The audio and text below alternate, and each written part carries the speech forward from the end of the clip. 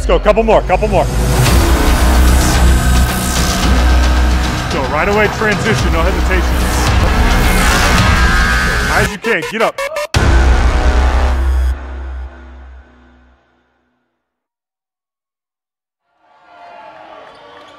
Good evening and welcome to Antelope Gymnasium on the campus of Grand Canyon University in the heart of Phoenix for tonight's Mountain Pacific Sports Federation men's volleyball match between the visiting number 11 Cougars of BYU and the Lopes of GCU. I'm Kyle Borg alongside Philip Catafimo. And Philip, both sides come into this one on losing streaks. Yeah, GCU dropped their last two on the road, one getting swept by Pepperdine, and then following that up with a loss against UCLA. But on the flip side, BYU is another team that's been struggling. 0-4 in their last 4 games. So both teams are looking to break losing streaks, and GCU is looking for their first victory against BYU since joining the conference. That's right, and the last time these two teams met was just a little bit over a month ago in Utah, and that one saw BYU coming out with a 3-1 victory. It was definitely a big victory for BYU at home. We were speaking to one of the SIDs for GCU, and apparently there may have been a little bit of a questionable call with a replay system, a new system implemented in NCAA. BYU is one of the schools that gets to utilize this system as it becomes a new thing in collegiate volleyball, and so BYU had an opportunity to challenge play. They challenged the play, questionable call, and they got the call for them and ended up winning the game. But there's no replay system here in the Antelope Gymnasium. BYU is a fantastic team. They are very, very good, and GCU is going to need to be at the top of their game if they want to pull off the upset against BYU. And the Lopes have the weapons to do that. They've been able to hang with a lot of tough conference teams and ranked teams so far this year. They're 0-3 all-time against these Cougars. So now we'll see what they will have to do to come out victorious as we take a look at the Saracen Ford 3 keys to the game. Well, our first one is jump ahead. GCU is going to need to get ahead of BYU and stay ahead of BYU if they're going to beat the Cougars here at the Antelope Gymnasium. Next, they're going to need to silence BYU's heavy hitters. Gabby Garcia-Fernandez, the sophomore for the Cougars, 345 kills on the season, leads the Cougars in kills and is a heavy hitter for BYU. USC was able to keep him to 9 in a 3-game sweep that the Trojans beat BYU in their most recent game. They kept Gabby Fernandez quiet. They're going to need to keep him quiet tonight. Finally, the third key to the game, momentum. It's going to be a momentum game. If GCU can get the fans, as usual, behind them, get some ruckus in the gymnasium, they should walk away with a huge upset victory, but momentum is going to be a big key factor. Absolutely, and the Antelope Gym is going to be rocking tonight. It always is, and now let's take a look at the starting lineups for both teams, brought to you by Dignity Health. First, for the Cougars, it'll be number 1, Davide Gardini, number 5, Gabby Garcia-Fernandez, number 9, Andrew Lincoln, number 16, Felipe Fiera, number 18 will be Miki Yauhainen, Brody Ernest, number 19, and number 6, Zach Hendrickson. And for the Lopes, it's going to be the usual suspects: Ian McLean, Christian Jenke, Will Schwob, David Kieshel, Alex Shmalev, Tanner Petchel, and the libero Cole Udall. Like you said, Kyle, it's the usual suspects. I mean, Christian Jenke is another guy.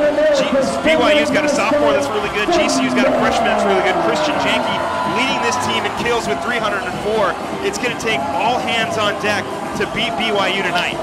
Absolutely, and both sides getting ready to go as we get ready to start this conference play. Conference play winding down for both teams. This will be the last matchup for BYU, as the Lopes have one more remaining after tonight. They'll be right back here on Saturday, and it looks like Tanner Petchel is ready to go with the first serve of the match. Number 25, Tanner Petchel. It's loud, it's ruckus. We're ready to go here at the Antelope Gymnasium, Kyle. Referee blows his whistle. Tanner Petchel will get ready. And the fans already have their Lopes up here in set number 1 on serve number 1. And it's almost an ace for Petchel. Set outside, out of bounds, and a misplay from Garcia-Fernandez. And the Lopes take the first point, and it's 1-0. Absolutely what you want for the Lopes is Gabby Garcia-Fernandez not being able to land at least the first one. And hopefully they'll be able to force him into a couple more miscues as Petchel gets ready to serve again. That one outside off the hands and it gets out of play and down, and BYU will tie this one up at 1 apiece as number 16, Felipe Fierro, will come back into the middle for the libero for BYU, and now number 18, Miki Yahainen, will be the server. Going right at Udall, and it's a missed errant pass, and now the Cougars have a 2-1 advantage. Yeah, Udall trying to get the set to the right side and is unable to obviously accomplish that goal as it goes out of bounds. This is what I'm talking about with mistakes for GCU. They got to limit their mistakes against a very good Cougars team.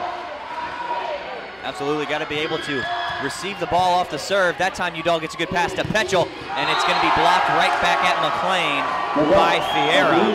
And now it is a 2-point Cougar advantage.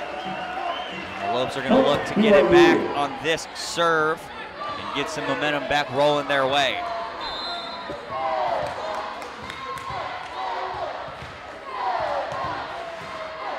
Yahainen is back again. That one will be set outside for Kieshel.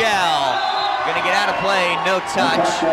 Looking for the touch off the top of the fingertips and will not get it, and it's 4-1 BYU. Well, not a bad hit by Kieshel, just a little too much mustard on that one as it's sent way out of bounds. Again, GCU's just gonna have to start limiting their mistakes, so they're gonna find themselves behind very quickly. Already a 3-point deficit. And that's going to be a huge service ace for the Cougars, and just like that, they are up 5-1. Good placement on the serve. And the Lopes cannot dig themselves a much bigger hole, as they're going to have to try and dig out of this early 4-point deficit here in set number 1. That one will be set up and outside. That's going to be Christian Janke. It gets down. And Janke is on the board, 1 swing, 1 kill, and it's 5-2. Well, finally GCU strikes again, and they're able to get their second point of this first set. And it comes by Air Janke, the freshman Christian Janke, with a great spike down into the court. Again, momentum is going to be a big thing, and let's see which way it sways. Janke ready to serve. Now the Lopes down by 3. And Janke serves right into the net, and the Cougars will get that one back, and it's 6-2. And really something that's plagued GCU all season long is service errors, and they tend to play better when they have minimal service errors. And they've already picked up one early on here in set number 1. As Garcia Fernandez's rocket of a serve will go a little bit long and out of play. And now Ian McLean gets ready to serve with the Lopes down by 3.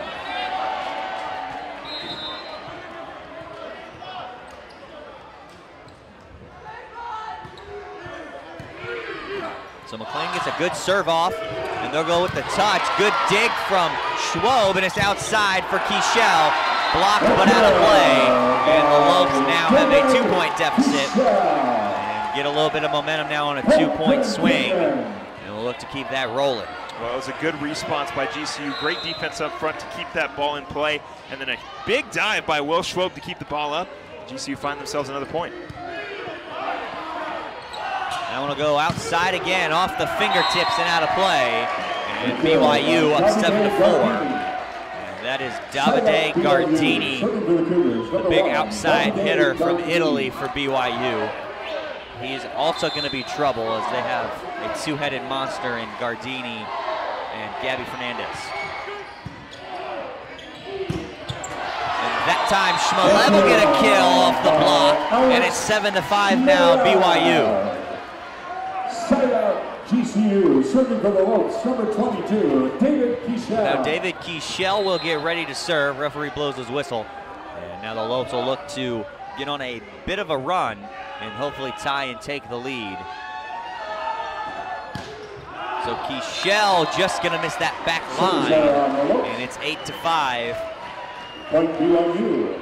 Now that is the second service error of this match for GCU.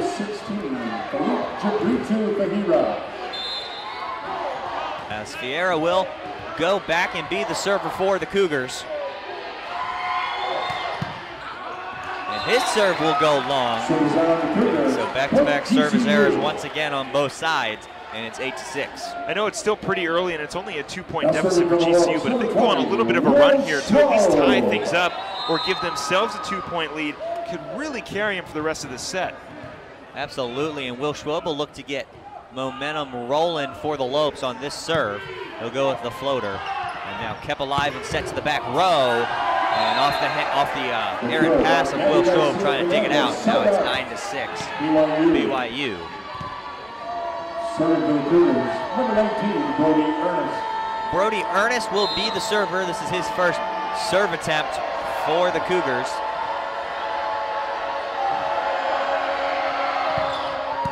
Right at Janke. Petchel up top. He'll go back to Janke, and that'll get down. Janke's got another kill off the touch, and it's 9-7. So trading blows early on are the Lopes and the Cougars. You know, I will say GCU, while they have committed a couple mistakes and they have had a lot of balls hit off their hands and gone the wrong way, they are keeping this game pretty close.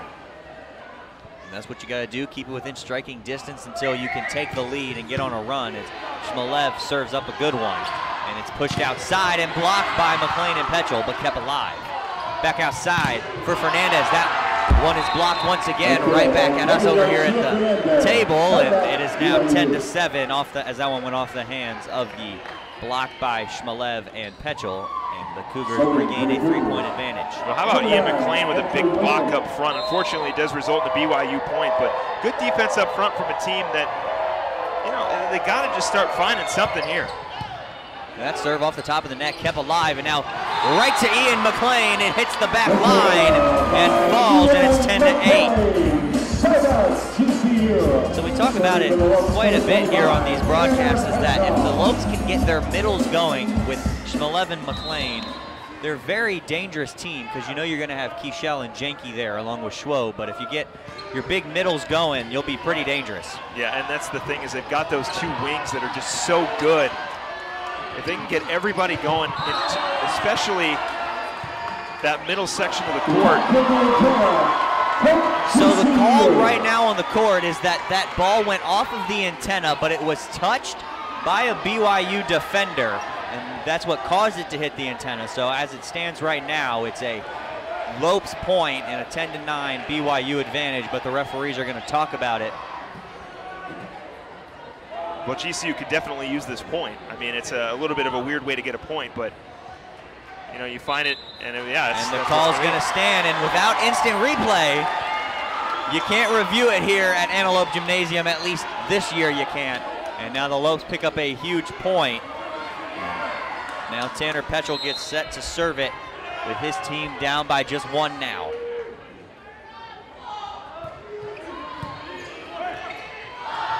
That one outside for Davide Gardini, and it finds the line in some space, and it's 11-9 BYU. That's what I'm talking about. GCU really needs to find a couple points here, because BYU will start to spread out as much as possible in terms of the deficit. Right now it's 3. It's been 2 for the most part, but BYU is starting to pull ahead just a little bit, but GCU has been able to find points every time BYU has scored. Petchel keeps it on his side. He'll feed Janke. It finds the floor. Huge kill from Christian Janke, and the Lopes will cut back into the lead. It's 10-11. Drop the hammer, Christian Janke. Huge kill to put the Lopes within 1. Janke's got 4 kills so far in this match on 4 swings, so he's 4 for 4, and he'll go back to serve. The last time he served, it went into the net, but that one's a rocket in play. And now they'll go for Fernandez. It's out of play, no touch, and we have our first tie since it was 1-1 early on. It's now 11-11. This is the stretch I was talking about, where GCU's got to find some points. They got a great kill by Janke, and now finding another point on a miscue on BYU's side. Right here, they got to start taking advantage.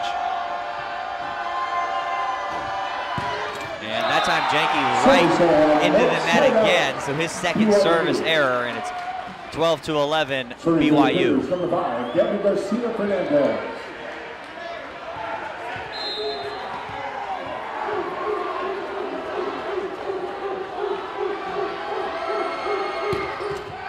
And Fernandez serves that one right into the net. We're tied again at 12 apiece as Ian McLean gets ready to serve it for the Lopes.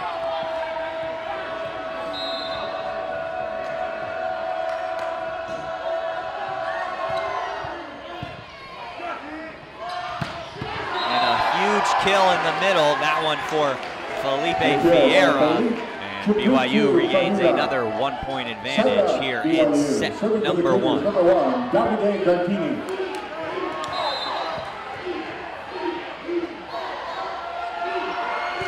Gardini serve right at Janke, and now it is set outside for Kichel. Gonna get off the block, and we are tied up at 13. And now David Kichel will pick up his second kill of this match. He will get ready to serve for the Lopes.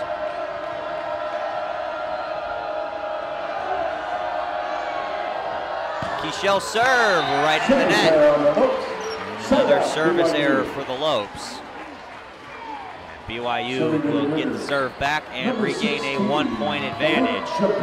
You know, I know you want to get the service ace as much as possible, but I wouldn't put it past GCU if they just put the ball over the net and hope that their team can get them points instead of trying to rely on the server. You see that with a couple guys who just sort of put it over just to get it over, as Will Schwab gets a huge kill right there.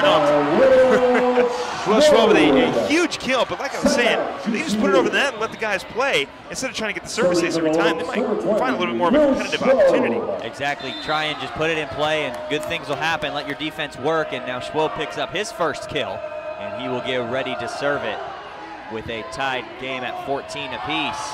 That one for Fernandez, and that one will be a kill. He'll pick up another one, and it is now 15-14 as we will have a quick timeout on the floor. BYU leads it by 1 early on in set number 1, and we will have the remainder of this set and this match when we come back right here on GCU TV.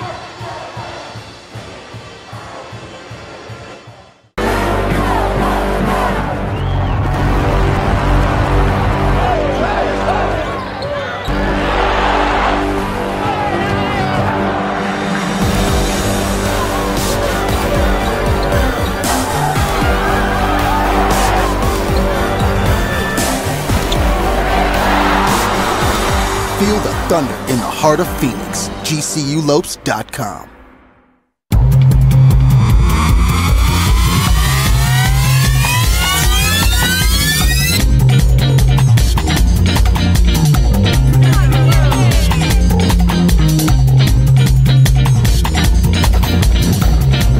We needed one more member on our roster. Streets of New York is proud to announce Grand Canyon University to our winning team.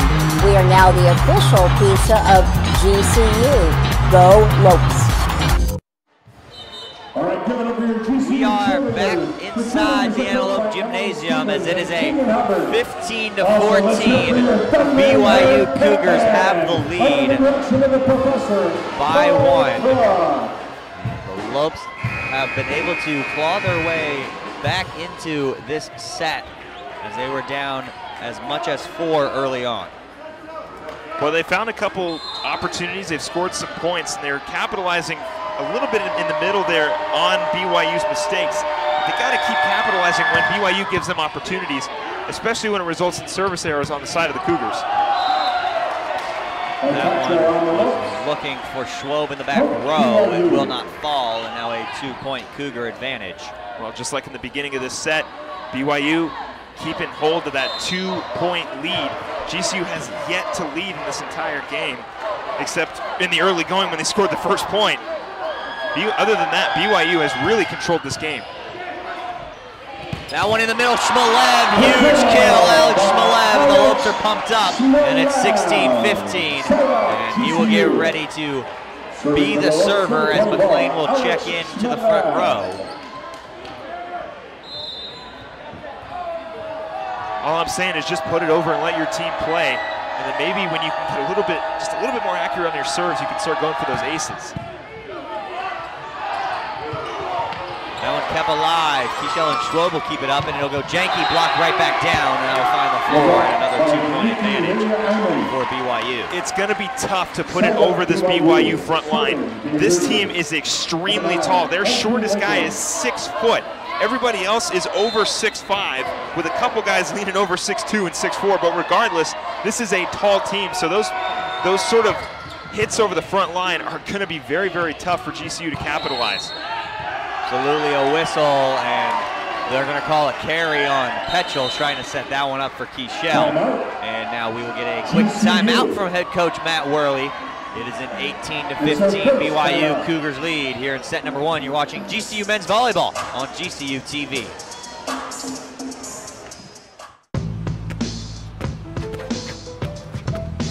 It's not about where you were born.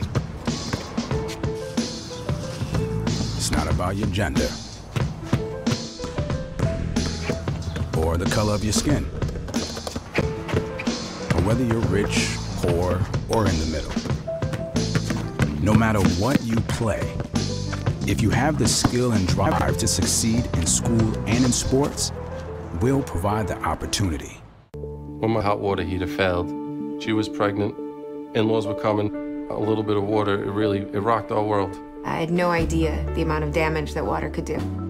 We called USAA, and they greeted me as they always do. Sergeant Baker, how are you? They were on it. It was unbelievable. Having insurance is something everyone needs, but having USAA, that's a privilege. We're the Bakers, and we're USAA members for life. USAA. Get your insurance quote today. We are back here at Antelope Gymnasium, where BYU just picked up a 3-point advantage here in set number 1, as Antelope Gymnasium is almost at capacity crowd now, and the Lopes early on have done a great job of limiting Gabby Garcia-Fernandez and Davide Gardini. Yeah, currently GCU's got more kills than BYU, but the problem with GCU, most of the BYU's points are coming off of service errors. So they're getting easy points off of GCU's mistakes. But for the most part, the Lopes are playing tough. They're keeping this game close. They just got to get some sort of push here in this last half of the first set.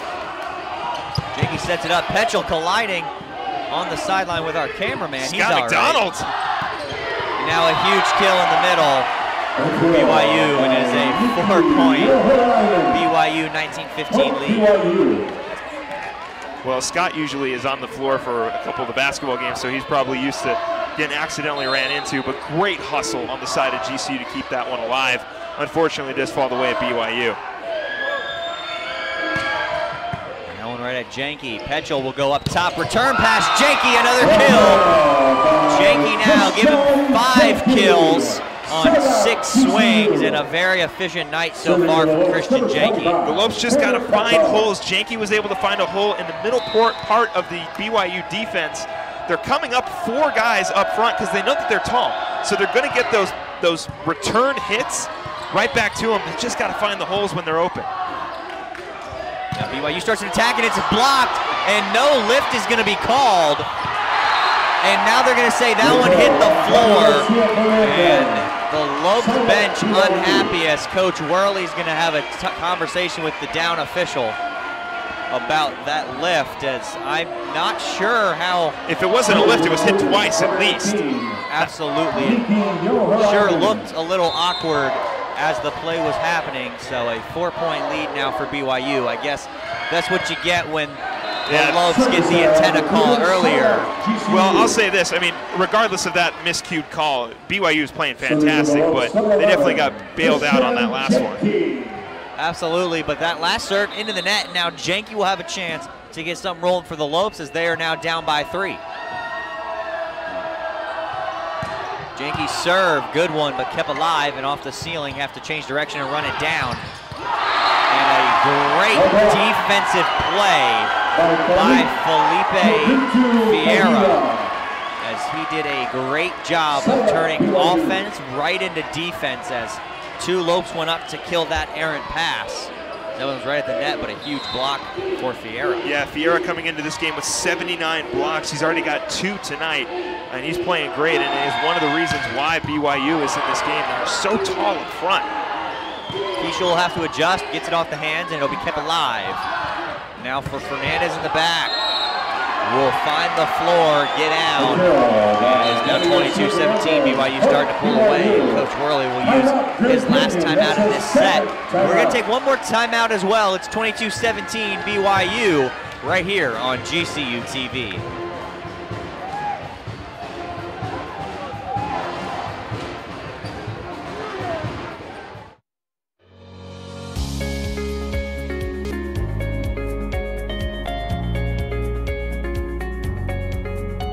We have been the experts in clean since 1945. We help businesses keep their facilities cleaner, healthier, greener, and safer. We are passionate about what we do and are committed to making your workplace environment the cleanest and healthiest it can be.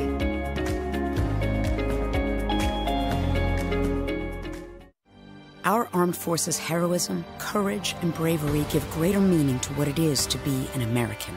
Grand Canyon University honors you and pays tribute to you and your family. As a community, GCU celebrates your service, your sacrifice, and your commitment. God bless all the brave men and women who put our country first. We want to do the same for you. GCU puts you first with its flexible and convenient online degree programs. We salute you and thank you for your service. We are back here inside the Antelope Gymnasium. It is a 22-17 lead for the visiting 11th ranked BYU Cougars.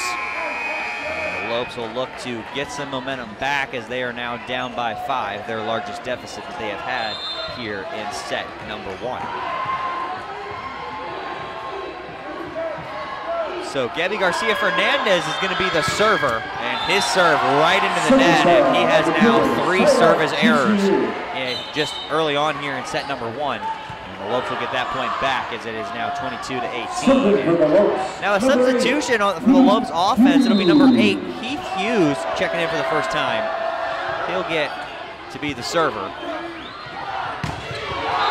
Set up for Vieira, and that big middle gets another kill, and it's 23-18.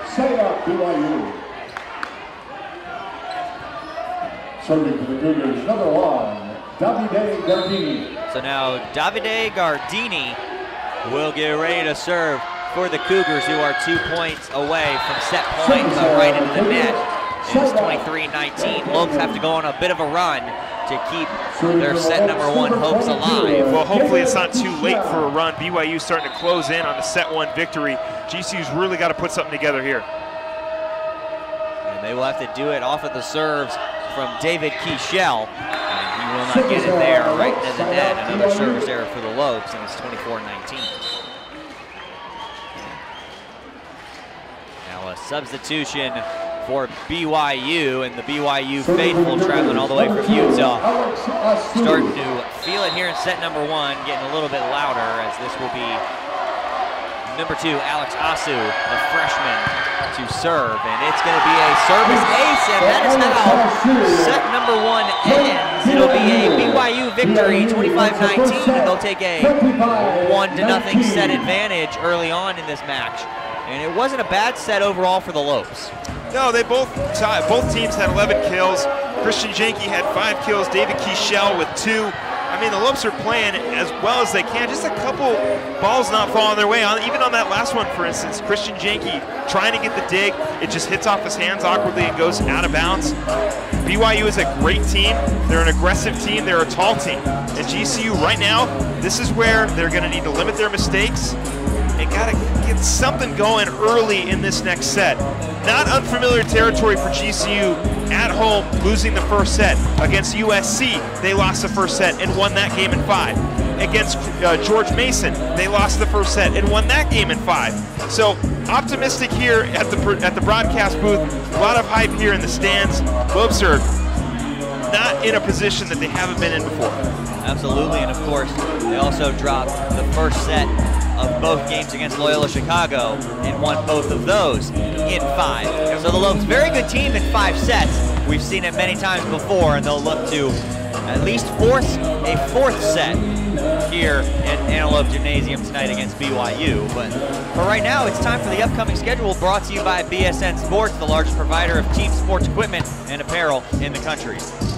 Softball hosts CSU Bakersfield this Friday and Saturday. I'll be on the call on both those games with Jack O'Hara and I believe Montana Lambden. And men's volleyball closes out their season at home tomorrow night against number 5 Stanford, or number 6 Stanford, excuse me. And you'll be on the call that one with Jack O'Hara as well. Absolutely. both of those that Stanford game will look to be a good one as well here tonight. And softball, so it'll be senior night on Saturday for men's volleyball. They'll graduate Alex Shmalev and Will Schwob this year, just the two seniors. So the core of this team's being able to stay together. And of course, softball is on a bit of a roll as of late. And they're playing really well. Going into WAC play, they just swept Utah Valley at Utah Valley, I believe, last weekend.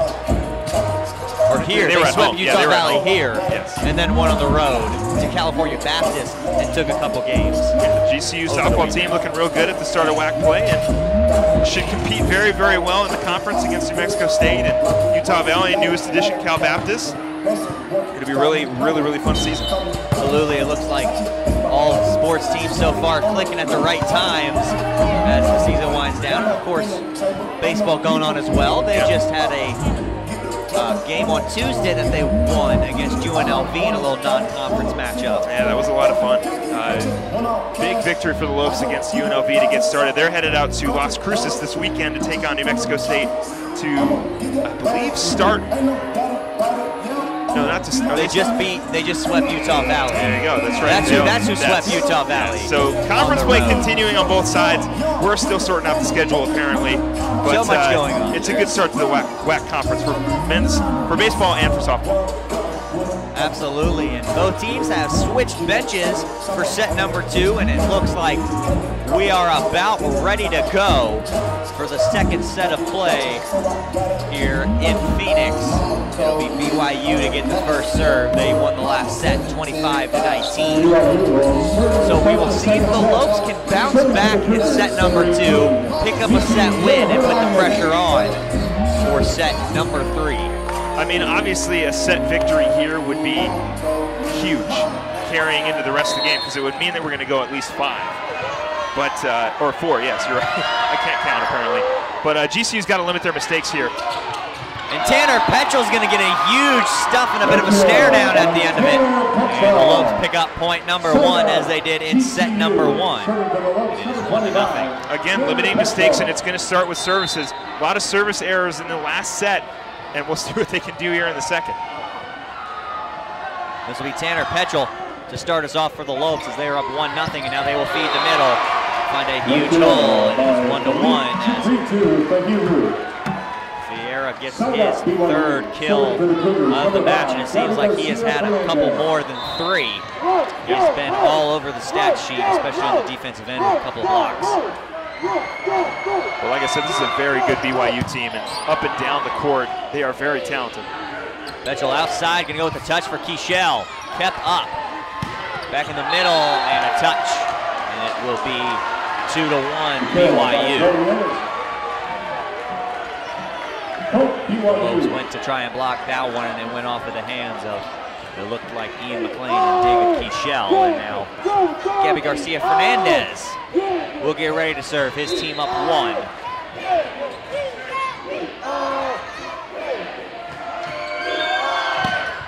Fernandez to serve, out of play, and another service error for Gabby Garcia-Fernandez, and we are not up at 2 apiece. Well, this is where GCU's got to put together some kind of run. I know the set just started, but momentum was a big thing that I talked about in our Sanderson 4 3 keys to the game.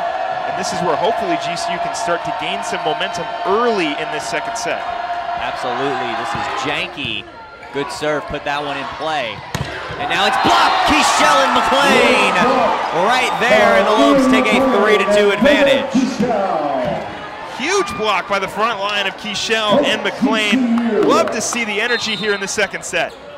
Absolutely, and as to your previous point, that momentum as we saw BYU go on a run early in set number 1, which really gave them all the momentum in that set, and they never looked back as the Lopes were able to claw their way back in it, but BYU ultimately pulled away as they will get another point, and we were knotted up at 3 apiece. You know, despite the mistakes that have happened on the GCU side of the ball, they are playing pretty well against a very, very tough opponent, keeping it as close as possible. A couple of the balls just really not going their way. And a couple service errors are the result, as we see another service error on the side of BYU to knock things up at 4. So that's the 8th service error for BYU early on. It is now 4-3. Gonna go to the back line for Fernandez. It will bounce its way into the havoc section. And we are knotted up at 4 apiece. That's what I'm talking about right there off Pichel. You know, something that you can't control. It just hits off your hand awkwardly. It happened a lot in the first set, but GCU's just got to be able to capitalize when they can.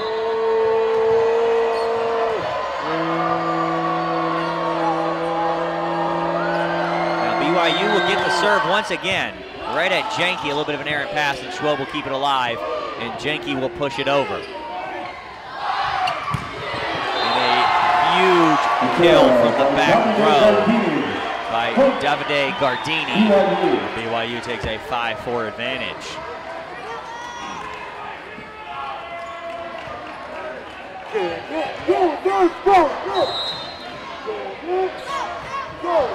So Fiera will get ready to serve again at 5-4.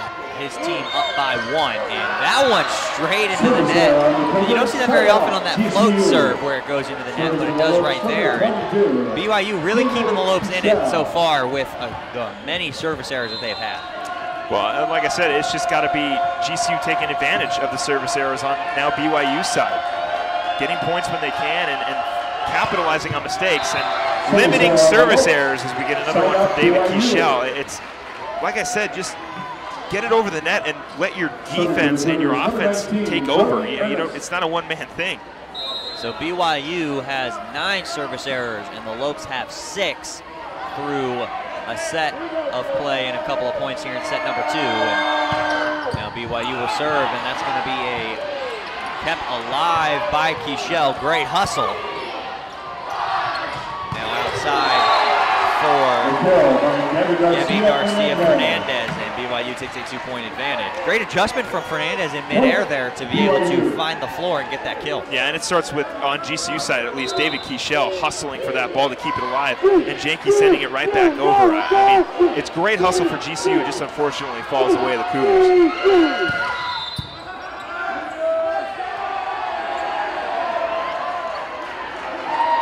I think the Lopes were out of rotation there. I think that is what the call is. And now Tanner Petrel wants an explanation as the down ref will meet up with the up ref. But as for now, it is a point for BYU.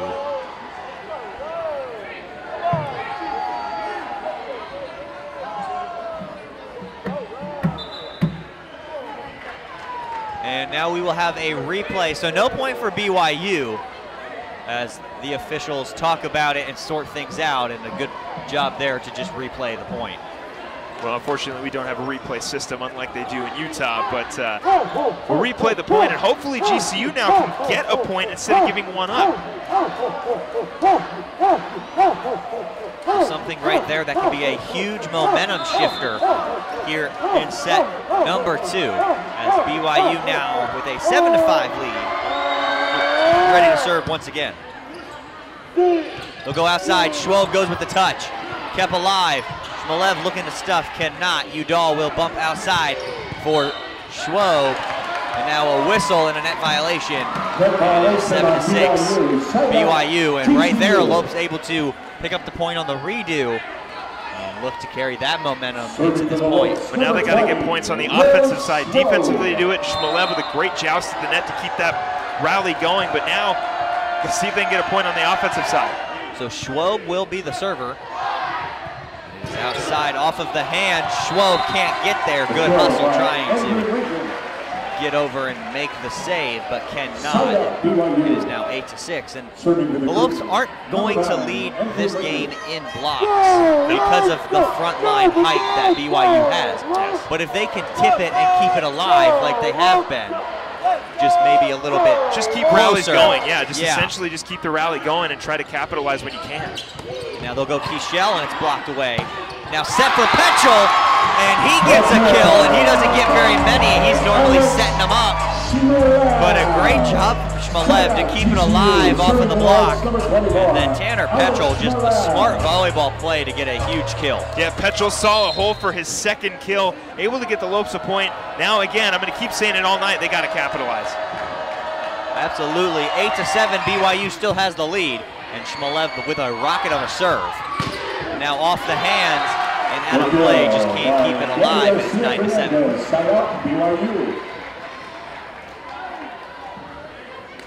There's really not a whole lot that the Lopes can do, as they've been pretty much trying to do it all and just keeping balls alive and rallies alive, just unable to do it successfully for long periods of time.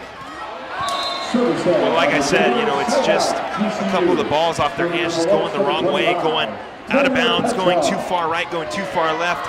They are hustling really, really well. Will Schwob had a great hustle play. David Kichel obviously had a great hustle play. So when GCU has had opportunities, it's just unfortunately gone the other way. Now outside for Gardini, will get down by the floor, and now BYU takes a 2-point advantage again at 10-8. And this is what what BYU did in the first set, keeping it a little bit of distance between GCU. Of course, they pulled away a little bit at the end of the first set, but here again, keeping a 2-point deficit. Rocket serve that was just immediately returned. And now BYU gets going the attack, but blocked by Kichel and McLean. And now having to keep it alive. Janke will go, but unable to get it successfully over the net.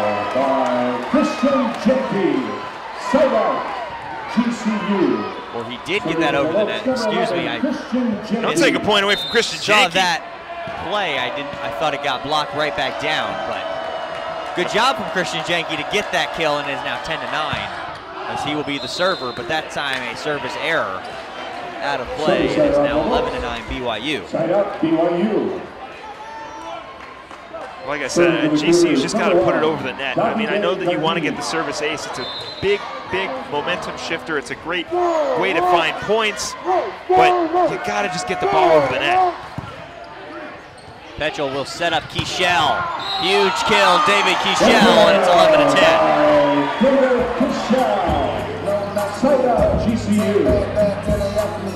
Yeah, that's just an absolutely great job by David Kichel to find that point for the Lopes. Now Ian McLean will be the server, goes with the float, and it gets over the net. And now looking to get it down off of Schwob and off of McLean's chest. And another 2-point advantage for BYU. And we talk about the middle blockers for BYU. They average, or they're 5th in the nation in blocks per set with 2.5. And they've had 12 more blocks in 5 matches this season, including they had 14 last week against Concordia Irvine. Yeah, this is a very defensively sound BYU team, and like I said, this is where GCU's got to capitalize when they can. I mean, right there, they're able to find a point, but the thing is when they've found a point, they've been unable to get a point back. On the offensive side, with serves or rallies, BYU's always just managed to keep a slight lead over GCU. Lopes able to keep this one between a point or 2 so far, and now the lead goes back to 2 for BYU, and it's 13-11. This is what I'm talking about. GCU finds a point, and then they give one right back up to BYU. They have to start limiting their mistakes if they want to kind of close the gap here against the Cougars. It's not a heavy task, only down by 2.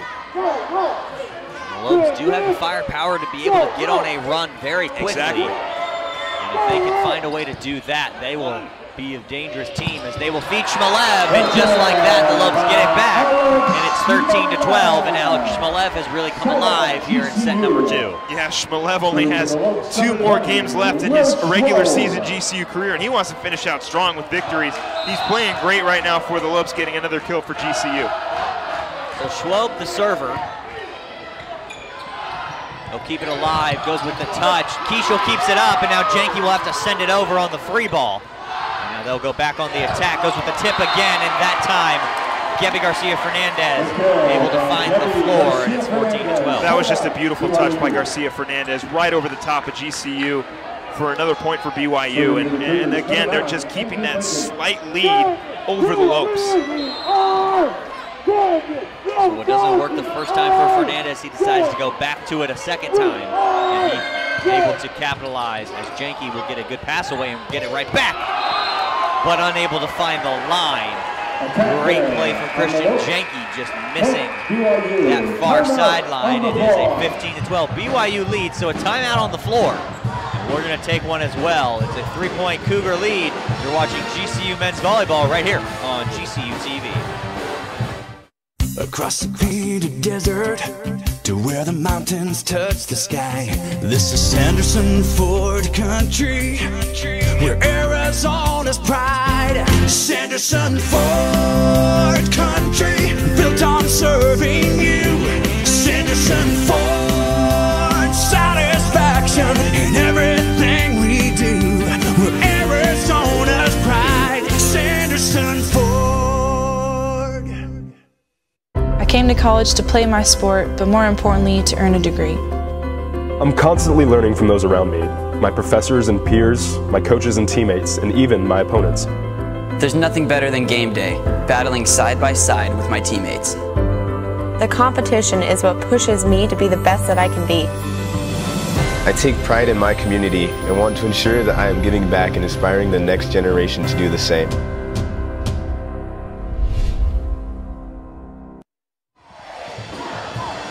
We are back inside the Antelope Gymnasium, where BYU has just picked up a 3-point lead in set number 2. They won set number 1, 25-19, but the Lopes hanging tough once again with a ranked opponent, and they have done that all season long, and especially if you can do it against one of the best teams in the nation historically, and this season is they're taking on a BYU team that's been to 3 straight Final Fours. Well, like I've said, BYU is a very, very good program. This is a very, very good team.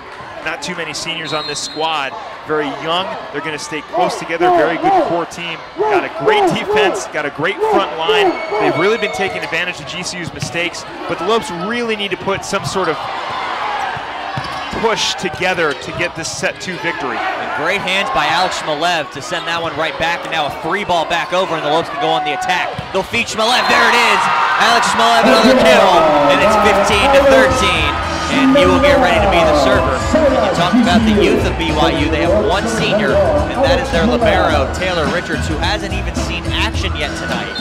So that just goes to show you that this BYU team has very, very good young talent, but so do the Lopes and David Keichel and Christian Jenke. Yeah, like you said, BYU will only be graduating 1. GCU is going to be only graduating 2. So both of these teams, most of these players are going to have to start getting used to each other for the remaining years at their schools, because both sides, very, very young squad. And of course, the Lopes will look forward to the return of another young player next year in Camden Gianni. Yes, who will be a big pickup for the Lopes, as they were hoping to have him this season, but unfortunately had to sit out this season due to medical issues, as David Keichel will send that one far and out of play. And now it's a 4-point, 17-13 BYU lead, and head coach Matt Worley wants to take another timeout. And we're going to take a quick one as well. You're watching GCU Men's Volleyball on GCU TV.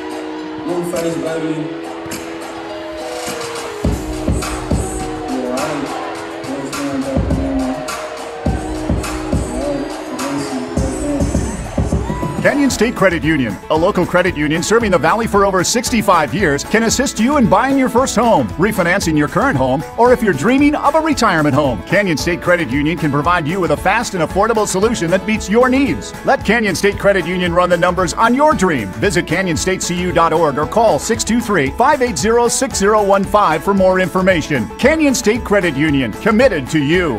We do business in accordance with the Equal Credit Opportunity Act, MLS number 410376. I will always be with you, my friend. I will be with you until the end. I will always be there when you fall, and help you when you need it most of all.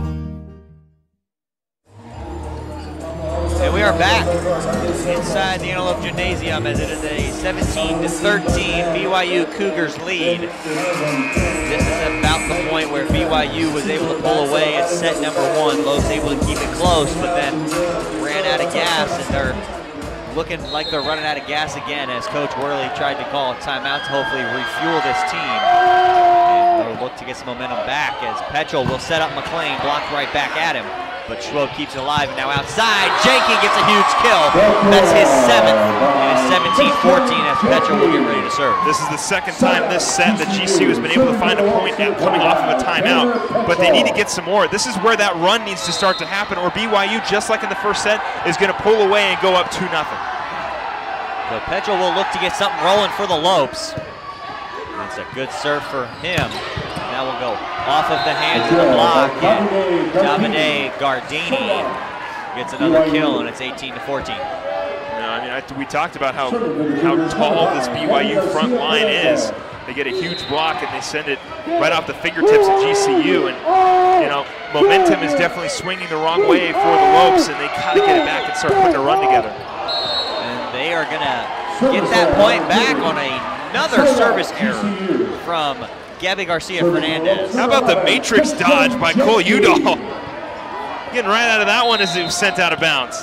Well, he noticed it a little bit late because it was a rocket from Fernandez, but great job to play a little bit of dodgeball there.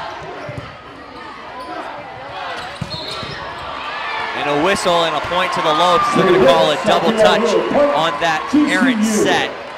And the Lopes get the lead down to 2 as Janke gets ready to serve, and he'll just look to hopefully put this one in play. Do you think we can get Cole Udall's nickname going as Neo? I don't know, maybe. I'm going to go with no. You didn't sound too confident about it. We got Air Janke. Outside for Schwob. Gonna be blocked and kept right back alive. Petchel sets Schwob again. That time it's gonna fall. Will Schwob will get it, and the senior is pumped up. And just like that, you get a little bit of noise from the Lopes faithful as the BYU fans were getting into it, but now quieted by this Antelope crowd, and now BYU wants a timeout as they have seen their lead drop to 1. It's 18-17.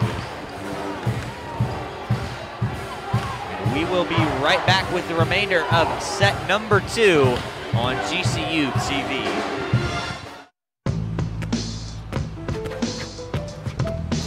It's not about where you were born. It's not about your gender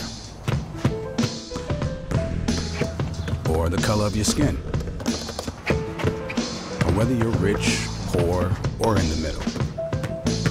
No matter what you play, if you have the skill and drive to succeed in school and in sports, we'll provide the opportunity. When my hot water heater failed, she was pregnant, in-laws were coming, a little bit of water, it rocked our world. I had no idea the amount of damage that water could do. We called USAA, and they greeted me as they always do. Sergeant Baker, how are you? They were on it. It was unbelievable. Having insurance is something everyone needs, but having USAA, that's a privilege. We're the Bakers, and we're USAA members for life. USAA. Get your insurance quote today. We are back inside Antelope Gymnasium, where the Lopes have been able to get a 5-point BYU lead down to just 1. And momentum right now with the Lopes. They will look to keep it going with Christian Janke still the server. As BYU fans looking to make a little bit of noise, and Janke serves that one out of play. It is 19-17 Cougars. So we talked about limiting mistakes, and it starts with serving. GCU's gotten a lot of service errors, it's resulted in a lot of points for the Cougars. They gotta start limiting their mistakes if they want to put something together. David Keichel will get a huge kill, and it's 19-18, much needed for the Lopes. And now Heath Hughes is gonna come in again and get ready to serve, as he served late in set number 1. And he will do it again here in set number 2. So Hughes' serve, a nice little floater. And it'll be pushed over on the free ball. Janke's got to dive, and now Shmalev will keep it alive. And now Hughes will set Schwob, who will come over and send it back to BYU. And now kept alive again in an errant pass from Alex Shmalev, as they're going to call a lift on a great rally from the Lopes. And it's 20-18. Yeah, and that absolutely was a great rally for GCU. But again, it's just, things that are out of their control. BYU is really just finding any points they can, and GCU has been unable to get anything going. So Alex Asu will come in again. He served at the end of set number 1 and had an ace. And now they'll go right for Shmelev. And Shmelev will get a big kill as it is unable to keep it alive from Davide Gardini. And now it's a 1-point BYU Cougar advantage. I think Gardini hit his head on the scorer's table over there, but a great dig to try to keep that one alive. Thankfully for Lopes, it goes in for a point. Now, Gardini is obviously okay, but a great hustle on the side of BYU. Now Trevor Weary is going to get his first action, and he will be the server for the Lopes. And now outside, out of bounds, no touch by the Lopes, and it is tied at 20 apiece. Well, the Lopes already have 1 point more than they did in the first set, and they're keeping it very close right here. If GCU can put together a late rally and pull off the upset here in set 2, it'd be huge going for the rest of this game. Weary to serve again. Up top and outside, it's gonna fall. A big kill by Andrew Lincoln, the junior from Phoenix, Arizona. Of course. The native guy getting the kill early on, or late here in set number 2, and it's 21-20 Cougar advantage. Brody Ernest will be the server. So Lincoln picked up his 4th kill on that one. And now Petchel will set it outside and behind him for Keichel, and David Keichel gets a kill. And we are knotted back up at 21 apiece, and the Lopes showing some true, I just lost the word.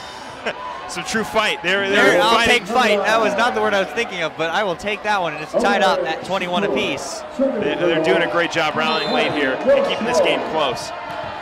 So now Will Schwob will get ready to serve, and he can get his team the lead for the first time since it was 2-1 in set number 2, but it won't happen here. A huge kill, and it's 22-21 BYU lead as Petchel gets ready to check in for owner Sakur.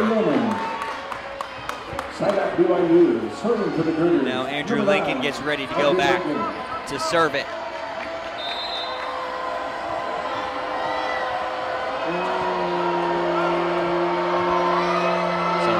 Serve finds Udall. Petchel keeps it alive. Right to Alex Shmelev. And he's bumped up. And we are knotted up at 22. Shmelev picks up his 7th kill, which will tie him with Christian Jenke for the team lead. Back and forth, back and forth. Someone's going to break free, and right here, hopefully this is where GCU does just that. So Alex Shmelev gets ready to serve.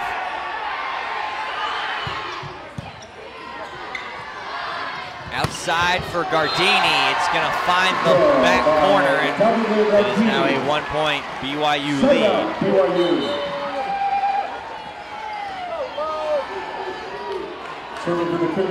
GCU's got to find something here. They've been able to respond every time BYU has scored in these last few points, but right here is really gonna determine how the rest of the set goes. Right at Schwob, Petchel outside for Jenke, but it's kept up and alive. And now they'll go back row, and Udall able to dig it out. Petchel for McLean in the middle, yes! Knotted up at 23, and now it is the first team to score 2 consecutive points. Will win set number 2, and we'll see if the Lopes are able to rattle off a couple consecutive points as we are knotted up at 23. If there's any time to be perfect, right here is at that time. So Tanner Petchel just ready to serve it for the Lopes. Kept alive Udall, great job. And now outside for Keichel off the hands, it's gonna drop. David Keichel gets a kill, and the Lopes pick up their first lead since it was 2-1. And we will have a timeout by BYU. And just like that, the Lopes are 1 point away from taking set number 2. The Lopes are playing so much better in this set than they did the last set, and I know that the score definitely proves that point, but they are really playing well. They're continuing rallies. They found themselves down in the middle part of this second set. They have rallied back to cut it within, now they're with a 1-point lead. And I said that the previous point was going to determine it, and the GCU was able to get that point, find themselves in the lead. But now, Kyle, this is where they've really got to finish it off. Take this set and send this one to at least 4. Lopes will look to keep that momentum going when we get out of this timeout, but they have looked great, like you said, all around. Alex Shmalev come alive here in set number 2. He has 7. Janke's got 7. Keishel just picked up his 6th. And for the other side of BYU, Gardini's got 9, and Gabby Garcia Fernandez has 8. But the Lopes overall, if you look at the team stats, they got 1 more kill than BYU does. They have less service errors, more digs. They have 2 less blocks, but there really hasn't been much of an issue so far, even with this huge front line for BYU. Yeah, it's essentially been a back and forth game the last, I don't know, 10 or so points in this second set, and it's because GCU's defense is playing so much better. They're starting to find points, they're starting to find holes, they're taking advantage of the mistakes of BYU's side, and it's one of the big reasons why they're leading. And right here, if Petchel can seal it for the Lopes, huge momentum going into the rest of this game. So Tanner Petchel will get the referee's signal. He will switch sides here and go with the floater. It's going to just miss the back line. And we are knotted up at 24.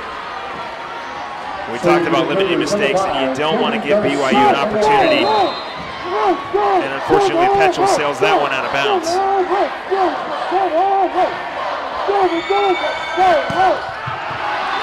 That one will get out of play, and another service error, and it's 25-24, so the Lopes again at set point. Yeah. Well, GCU got bailed out on that one. You cannot rely on the mistakes of BYU. They are too good. You have to find points, and hopefully Christian Janke can be that savior for GCU. Janke serve right into the net. We are knotted up at 25 again. Now, Davide Gardini will get ready, and he will have the chance to give his team the lead.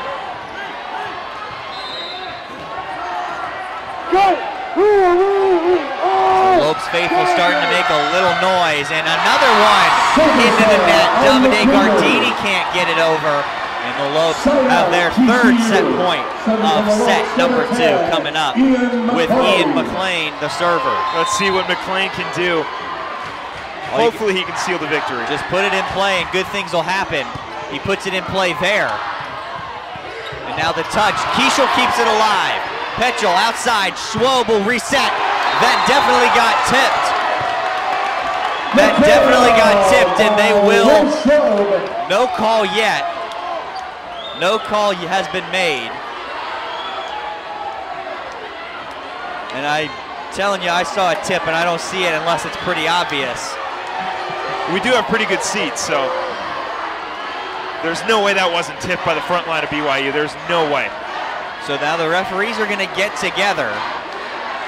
So this is the difference between a Lopes victory in set number 2 and a BYU tie to continue set number 2. They're going to probably replay it. And now they're going to give the point to the Lopes. And just like that, a 27-25 set number 2 victory. The Lopes have evened it up at 1 apiece in an outstanding second set for Grand Canyon. This is where the momentum's got to shift, Kyle. Right here, GCU has to capitalize on these fans getting into it. The team's playing great. They rallied around a great second set to get the victory, capitalized on the mistakes when they were there, but now this is where they have to punch their victory and really push ahead of BYU and limit their mistakes and get a 3rd set victory. So when the Lopes are able to tie it up at 1 apiece, they are 7-5 on the season. And we will see if they can add to that record and take set number 3 when we come back right here on GCU TV. As a teacher, your calling was always to make a difference and positively impact the future. You live with a deep sense of purpose and strive to inspire generations of change. GCU's online Masters of Education degree program gives you the skills you need to grow and develop your career, while also making sure you have time for yourself and your family. Today, you can learn anywhere and anytime, giving kids a look into the technological advances that pushed you forward. Being strong and compassionate makes you a role model through this formative period in their lives. You're not just inspiring future generations of leaders and innovators to reach for their dreams. You're giving them the tools they need to achieve them. Find your purpose at GCU, where advanced technologies drive education. Private, Christian, affordable, nonprofit. Visit gcu.edu/online. Curiosity fuels you. It helps you understand the world around you. It's your guide through life. So when you're ready for a fulfilling new career, let your curiosity fuel that change. Change is difficult, but Grand Canyon University's online degree programs in technology make it convenient for you to achieve your dream.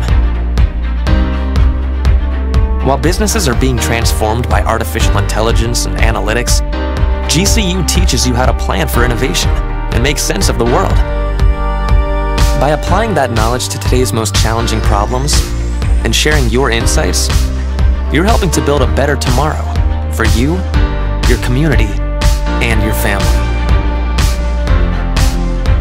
Find your purpose at GCU, where advanced technologies drive education. Private, Christian, affordable, nonprofit. Visit gcu.edu/online. And we are back, getting ready for set number 3. The Lopes dropped set number 1, 25-19, but able to figure out a way to win set number 2 at 27-25, and now the Lopes are going to get ready and look to figure out how to drive with a Cougar in the car. Yeah, of course, Kyle trying to fit in the Talladega Nights reference. I love it. GCU has really got to do that. They got to keep the Cougars at bay, because right now in this second set, I mean, the Lopes really pulled off a great second half rally in that second set. They found themselves down by a good amount in that second set, kept the force going, rallied back around, took advantage of mistakes on the side of BYU, and were able to find points. But here, they need to jump out in front. BYU is a very good team. The Lopes are 7-5 when we're tied after 2. This is where GCU has to capitalize. They have to continue to roll with their momentum. It's going to be very tough to beat BYU when you're down 2-1. Absolutely, and the Lopes have shown no signs of fear at all through 2 sets. And a huge serve from Tanner Petrel almost gets down. And now Petrel able to keep it alive, and it'll bounce off the lights, and McLean tips it over, and now kept alive again. Petrel outside, that's Keichel. Great diving dig, and now it's outside for Gardini, blocked and kept up. And now Petrel will have to send it right back over just to avoid any more than 3 hits. And Petrel unable to get the hand down, and it'll be a 1-0 lead for BYU. So a great start to set number 3, but unable to get the point off another amazing rally. Yeah, it seems like it's just been the trend of this entire game, as GCU's been able to keep the ball up, keep the momentum going, but unable to get more points off their dig attempts, and the ball just going out of bounds and not going their way. Now Petrel outside, Keichel again, blocked on the tip attempt and sent right back over. Outside for Gardini, it's blocked, but back out of bounds on the low side. Gardini will pick up another kill, and it's 2-0 BYU. And this is what the Lopes really need to avoid, is any more than this 2-point deficit they already have, as BYU will take advantage of a lead very quick and figure out a way to stretch it from 2, 4 to 7 very quickly. Well, GCU was able to mount a little bit of a comeback when they were down by more than 2 in the second set, but yeah, they really do not want to be behind against this team by more than 2. Now blocked, good job from the Lopes. They're gonna go outside, Gardini, tip, gets down, and now 3 straight kills for the Italian Davide Gardini. To give him 12 now on the night. And now a sub, and we're gonna get a Caleb Blazer appearance here in set number 3. He was very effective early on in the season, and then ended up rolling the ankle and was out for a couple of weeks, and has just been really in and out of the rotation. So now they're gonna look to get something going as Keichel picks up a kill, and it's 3-1. Well, again, the Lopes keeping that trend of a 2-point lead on BYU's side, but I'd love to see GCU leading by 2, as they were able to get that victory in set number 2, obviously by 2, but I mean, it's gonna start with services, and they gotta be good. Janke gets that one over the net. And now Gardini, a kill, and it's gonna be kept alive off of the basketball hoop here in Antelope Gymnasium, and Schwob able to react, just hit it too far out of play, and that would have for sure gotten everyone on their feet had that been able to fall. Yeah, and of course, you know, you love playing at the Antelope Gymnasium. It's a great environment, but unfortunately, you do have those basketball hoops. You do have the railing up top.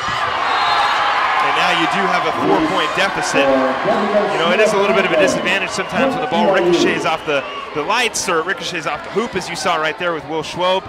But sometimes it does fall the way of the Lopes. So they just got to keep patient, limit their mistakes, and hope that these obstacles lean in their way. It's 5-1, make it 5-2 as Gabby Garcia Fernandez once again can't figure out a way to get his serve in play. The Lopes are down by 3, so Caleb Blazer will get ready to serve it for the Lopes. So in his first appearance, this is his first serve attempt of this match. And that one almost down for an ace. Good serve from Caleb Blazer. And it's blocked by Schwob, Smolev, and Keichel. Triple block, great job from the Lopes. And it's 5-3. Wow, indeed. Great block by the Lopes front line, and it starts with Will Schwob. And maybe throwing 3 blockers at him is the key. Yeah. That time Smolev can't quite get his hands to it, but kept alive. Schwob goes with the tip, and it'll be kept alive, and now outside for Gardini, blocked, and out of play on the antenna off of the hands of Alex Smolev. It's 6-3.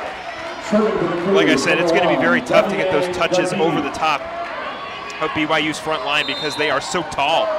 But the Lopes have been able to find a couple points with blocks, and I like the aggressive approach to try to find points that way. Gonna feed Smolev, but it'll be stuffed back at him. 7-3. Make it the 4th block of the game for BYU. Vieira now has been a part of 3 of those 4 blocks. Janky for Udall, bumped up for Schwob. No touch there as Schwob was aiming for the top of the hands. And it's out of play. An 8-3 advantage as Coach Worley will call a timeout with his team down by 5. Lopes will look to get momentum back after this timeout, and we'll be right back as well right here on GCU TV.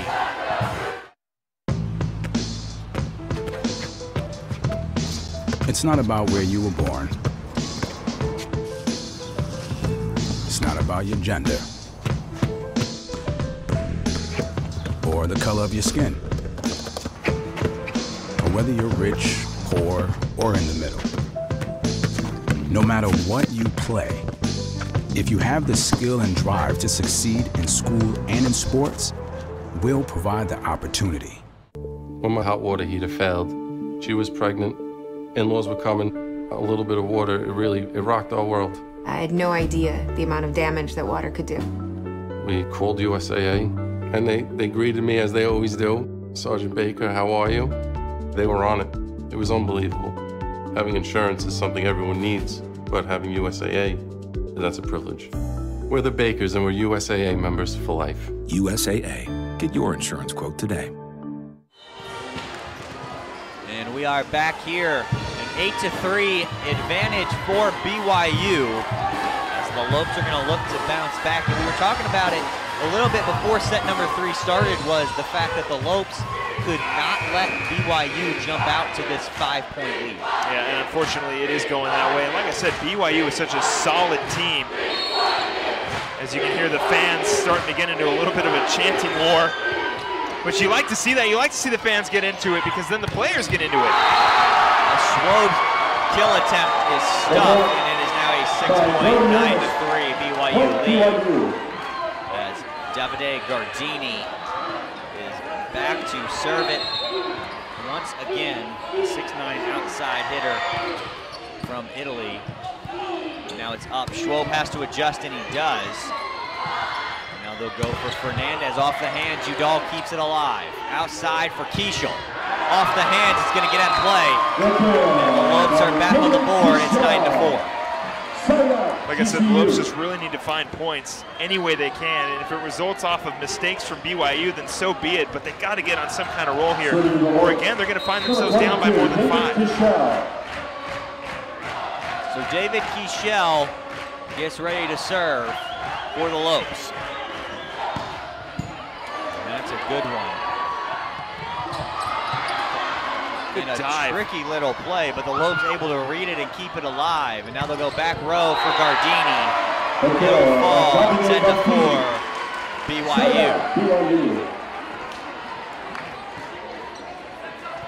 Serving for the Cougars, number 16, Philippe Fahimu.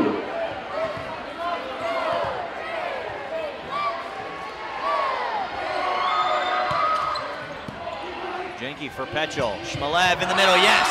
Alex Shmalev will cut the lead to 5.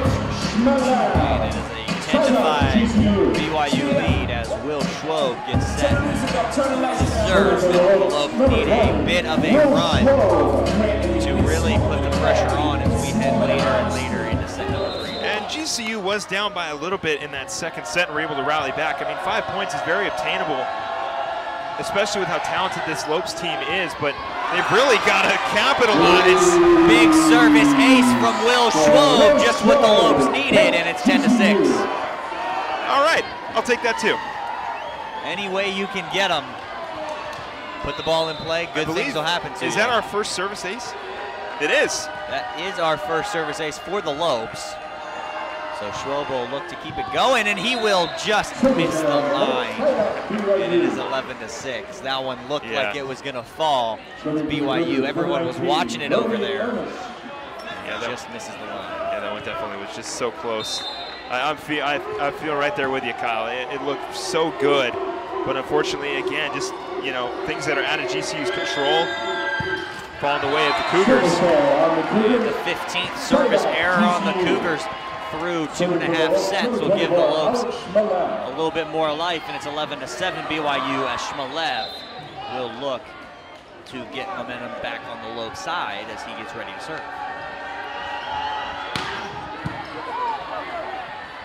They'll go outside.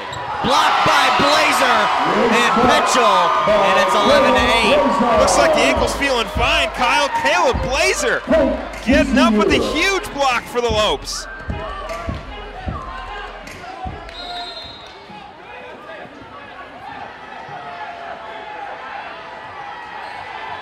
Caleb Blazer picking up his 45th block on the season. And now an errant serve from Alex Shmalev, and it is back to a 4-point lead for the Cougars. Serving for the Cougars, number 9, Andrew Lincoln. So the Phoenix native, Andrew Lincoln, will get ready to serve for BYU. His team is up by 4. And that's right at Jenke. Petchel. Blazer gonna get a huge kill. Caleb Blazer is starting to feel it in set number 3. It's 12-9. Balmy Blazer finding another point. Caleb Blazer getting another kill for the Lopes. He's really been fantastic off the bench for GCU. I love the dodgeball reference in there.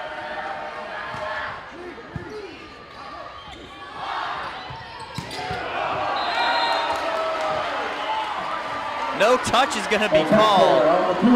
Out of bounds, and it's 12-10.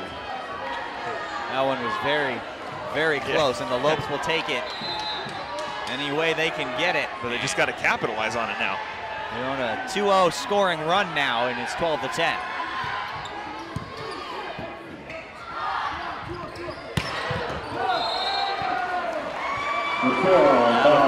In play, rather, excuse me, and it is a 13-10 BYU lead. So the Lopes able now to get it back within 2 and 3 as of late. They were down 5. And since they were down 5, they've only allowed 3 BYU points. So a little 5-3 run swing for the Lopes.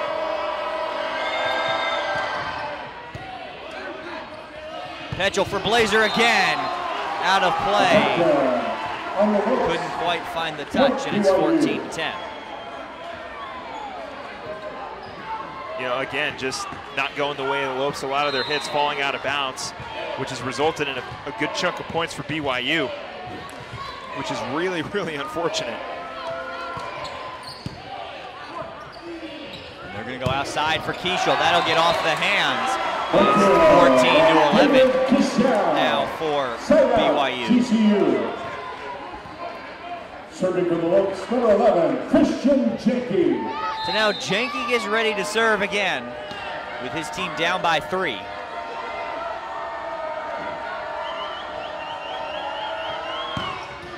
Jenke, a rocket of a serve. Now outside for Gardini. It's going to hit the floor before Udall can figure out a way to break down and dig it out. And it's 15-11. Yeah, BYU really pulling away here, but GCU's got to start chipping away at this lead any way they can, or BYU is going to start to really pull away against GCU here in this third set. That time, Fernandez able to put it in play, and now Schwob will be blocked. 5-point advantage now for BYU. 16-11. So tall up front. I mean, it's tough. And really, the Lopes really not able to find a way to get it over, because it's hard to tip it over that length, and it's just trying to muscle it through the block. As everybody getting out of the way of David Kieshel, and now Will Schwob sends it right back over. And now they'll go again for Fernandez, kept alive by Jenke, and now Schwob keeps it in play. And they're going to say 4 hits for the Lopes. And it's 17-11, and Coach Matt Worley will take his second time out of the set, and it's 17-11. BYU will be right back with the remainder of set number 3 right here on GCU TV.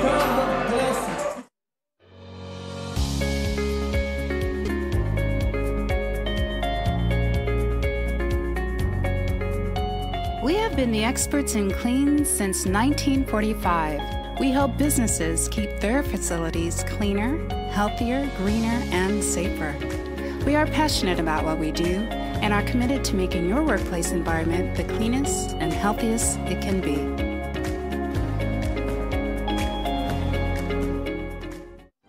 Our armed forces' heroism, courage, and bravery give greater meaning to what it is to be an American. Grand Canyon University honors you and pays tribute to you and your family. As a community, GCU celebrates your service, your sacrifice, and your commitment. God bless all the brave men and women who put our country first. We want to do the same for you. GCU puts you first with its flexible and convenient online degree programs. We salute you and thank you for your service. And welcome back to Antelope Gymnasium, where the BYU Cougars have a 6-point advantage over the Grand Canyon University Lopes at 17-11. Both teams have taken a set as we are in the make or break set number 3.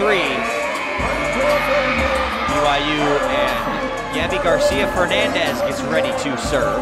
You know, statistically, if you look at this game, it's very, very close. You know, kills, BYU's got 34, GCU's got 33. Blocks are very similar, but attacking errors. 13 attacking errors for the Lopes and only 7 for BYU. And now Kieshel unable to find the floor, but gets it through the front line and off the hands of the GCU block attempt and kept up. Petrel for Kieshel again! David Kieshel able to get the Lopes off back on the board at 17-12, and now we'll see if Kayla Blazer can get ready to get the Lopes on a bit of a run, as they're going to need a big one right here.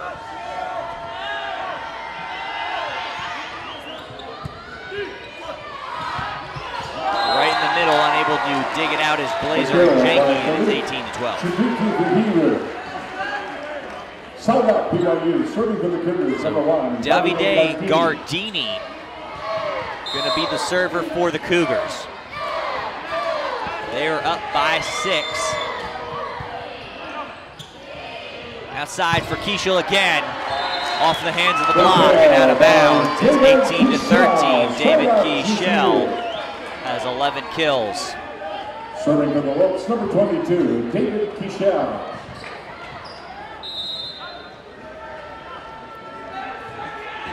So now Kieshel ready to serve it for the Lopes. Couldn't quite get it over the tape, and it is 19-13 BYU. GCU's really got to limit their mistakes here down the stretch. I mean, BYU is really kind of pulling ahead here, and if the Lopes want to get any kind of comeback going, it starts with the service errors and it starts with the attacking errors. They need to start limiting mistakes. Alex Asu checks in again to be the server, and now they'll go for Schwob. That'll get down. Will Schwob will pick up his 5th kill. And it is 19-14 as he gets ready to be the server for Grand Canyon. Number 20, Will Schwob. So now BYU getting ready, making some noise. Schwob will send it over. Davide Gardini will send it right at Kishel, and now Udall for Janke, who will just push it over and have the Lopes reset. That one's gonna get down. And now Andrew Lincoln will get another kill, and it's 20-14. Lincoln has his 5th kill on 5 swings, so Andrew Lincoln, perfect offensive night for him so far.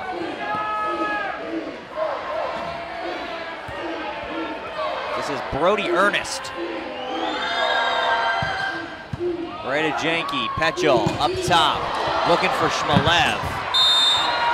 That'll get deflected off of a BYU block attempt, and it is now a 5-point advantage. I mean, again, it's just going to be, can GCU find some points?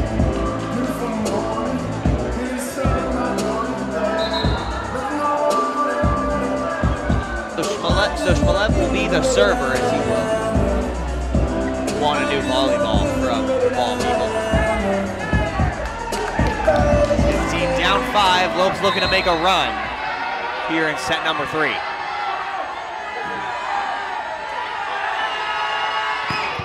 Shmalev, big serve, and it's in play.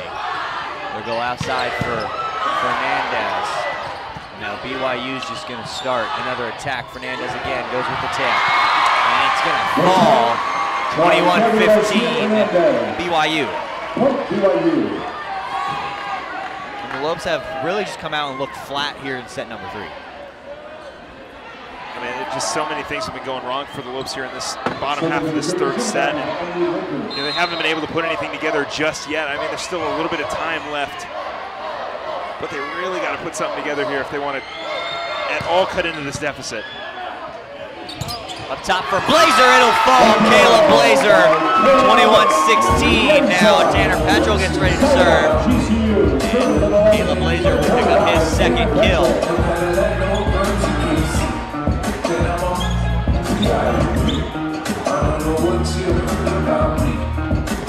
And we will take a quick pause here as we will wipe up a little bit of sweat on the floor. Want to make sure everybody's safe. No injuries. We do not need any injuries here tonight. So a 5-point lead now for BYU. Tanner Petchel gets the signal from the referee, and he will float one right over top of the net. And now right in the middle, kept alive by Schwob. Good job. Udall's able to run around him and save it. Blazer will bump it right back over. Now Fernandez off of Petchel. Udall keeps it up. Stuff, kept alive again. And now Petchel has to send it right back over. And it'll go outside for, and it's blocked by David Kishel. And Tanner Petchel there again, and it's 17-21. Well, a great rally by the Lopes to keep that one up. And then David Kishel with the huge block to get the Lopes a point. And like I said, hopefully this is the momentum boost they needed to try to cut into this deficit and make this 3rd set interesting. Petchel will go outside. Fernandez is stuffed. Caleb Blazer with the stare down, and he says no. Slam the door shut, and it's 21-18. Caleb Blazer with a little heat on that block to get the Lopes back into it. And BYU's gonna call a timeout. Lopes have clawed their way from down 7 to down 3, and we're gonna take a quick timeout as well. With the remainder of set number 3 on the way, we'll be right back on GCU TV. Across the green desert to where the mountains touch the sky. This is Sanderson Ford Country, where Arizona's pride. Sanderson Ford Country, built on serving you. Sanderson Ford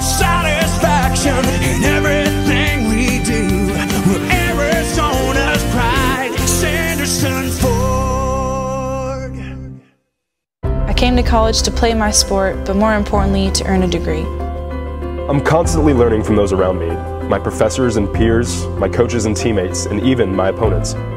There's nothing better than game day, battling side by side with my teammates. The competition is what pushes me to be the best that I can be. I take pride in my community and want to ensure that I am giving back and inspiring the next generation to do the same.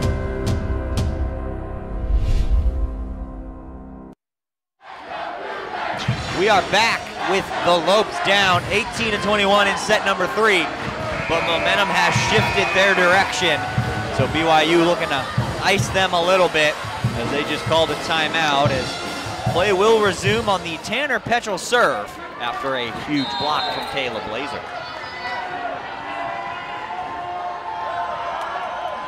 So Petrel serve will get over top of the net, and they'll go outside for Davide Gardini. And off the top of the block, unable to get their third consecutive block are the Lopes. And it is a 4-point, 22-18 lead BYU, and a substitution now for BYU. Lopes are really going to need to find some points here. Had a nice little rally going there before that timeout, but they need to get something going. Petrel will bump it up for Janke. It is kept alive off of the block. Gardini again. He will be able to get another kill. 23-18, and now Davide Gardini's got 18 kills through almost 3 sets.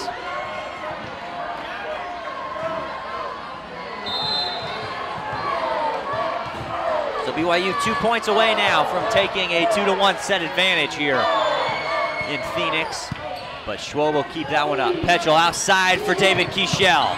Blocked back down on the tip. Bumped up Kieshel again. Blocked again. Blazer. Udall. Janke, yes! Christian Janke cuts the lead to 4. He will be the server. Well, if there's anybody who can give you some momentum, it's Air Janke, spiking that one down and put the Lopes within 4.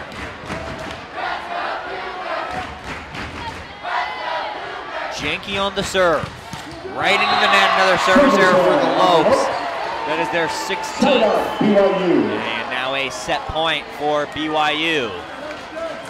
Serving for the Cougars, number 5, Gabby Garcia Fernandez. Gabby Garcia Fernandez, who has struggled for BYU to put the ball in play, will be the server with a 24-19 lead. Right at Udall. Petrel outside for David Kieshel.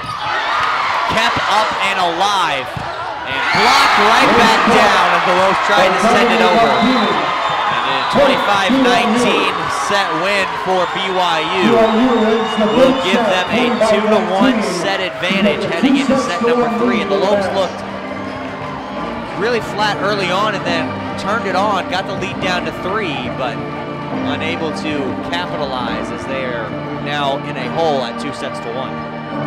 Well, they're going to need to find themselves out of this hole quickly, or BYU is going to walk away with a 3-1 victory. The Lopes played great in that second half, but BYU came out of intermission on fire. They kept the lead, they didn't give up the lead, they finished it out again, another 25-19 set victory for BYU, but I mean, in set 2, the Lopes were able to come back, make adjustments, and get the victory, so hopefully maybe we can send it to 5, and the Lopes can win it in dramatic fashion. But right now, it's been all BYU. Absolutely. The Lopes looking to force a magical set number 5. They're down 2 sets to 1, and we will have set number 4 when we come back right here on GCU TV.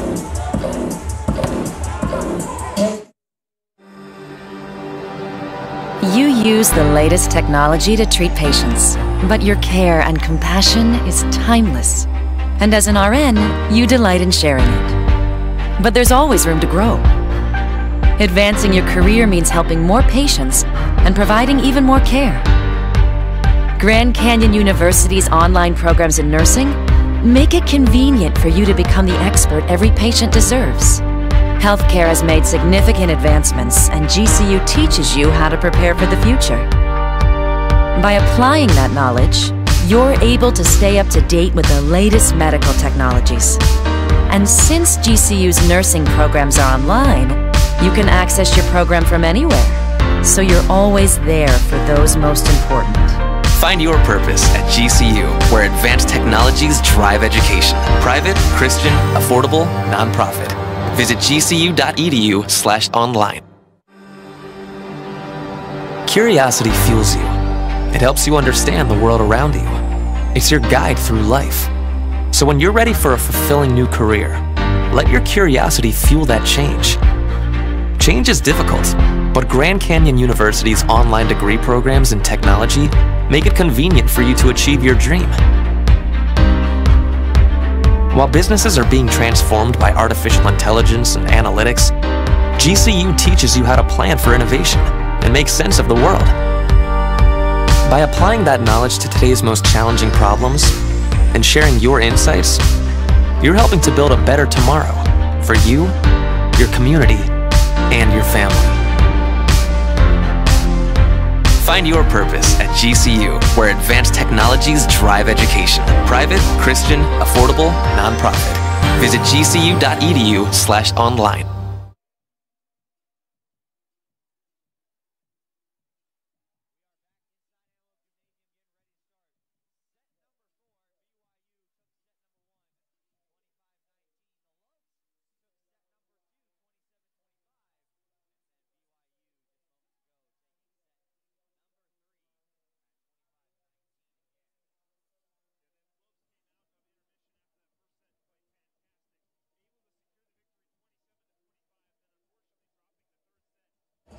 You gotta hope that GCU can put something together here in this fourth set and carry their momentum into the fifth set and get a huge victory over another ranked opponent. BYU will start us off here in set number 4. Petchel for Blazer, out of play, and BYU gets the first point. So a couple of substitutions to start this set for the Lopes. Caleb Blazer stays in, and Trevor Weary will get the start in set number 4 for the Lopes.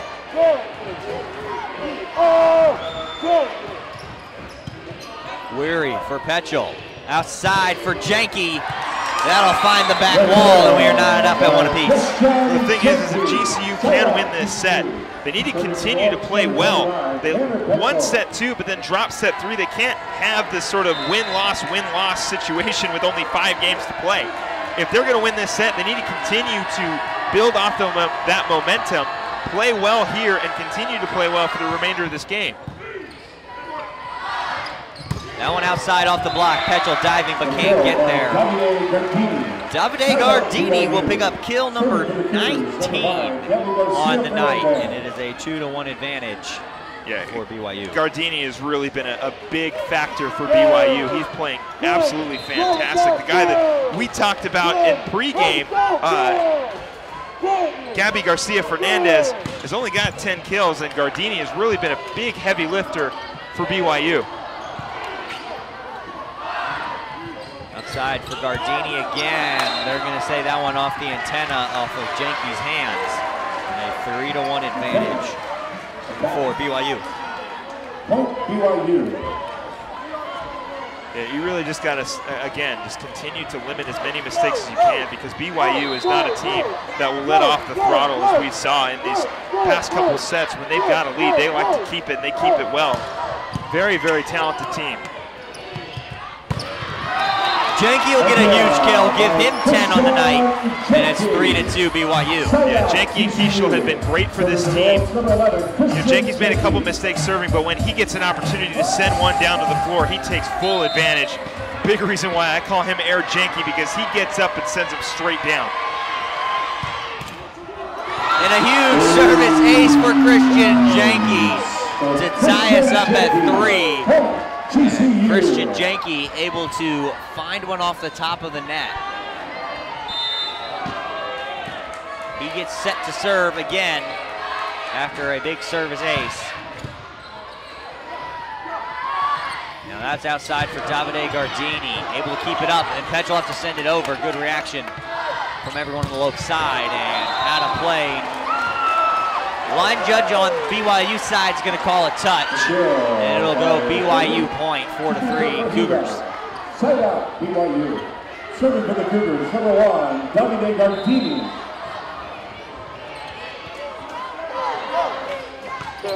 Davide Gardini serve right into the net, and we are knotted up at 4. BYU. Side out, GCU. Serving for the Lopes, number 18. So that is service error number 16 for BYU. The Lopes also have 16. And that has really been the service story so far.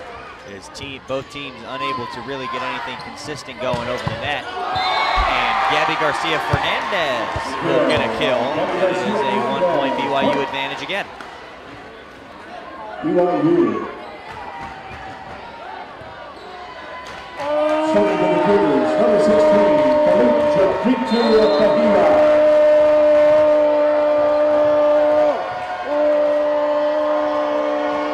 BYU to serve again, right at Janke. Petchel. Outside, David Keishel, yes!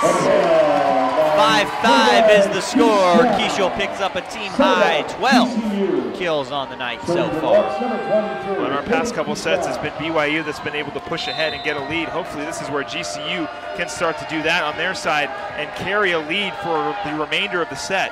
Obviously, I know it's tied, but this is a good opportunity for GCU to get ahead and hopefully stay ahead. Off of the hands of the block. That'll go into the back row for Keishel. It's kept alive. Outside, Lincoln can't get it over the net.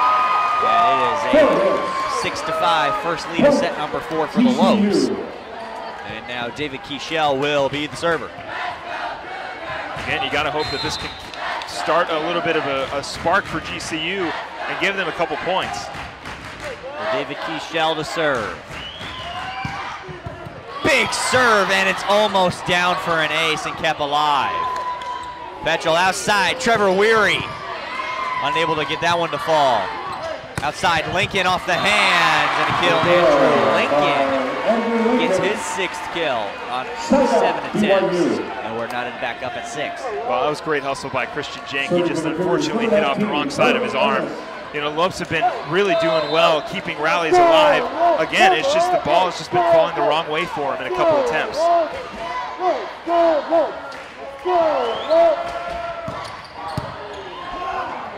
Petchel, Shmalev stuffed at the net, and it's 7-6 BYU. Yeah, that front line for BYU is just so tall. It's very hard to penetrate that front line when they are just right there at the net with you.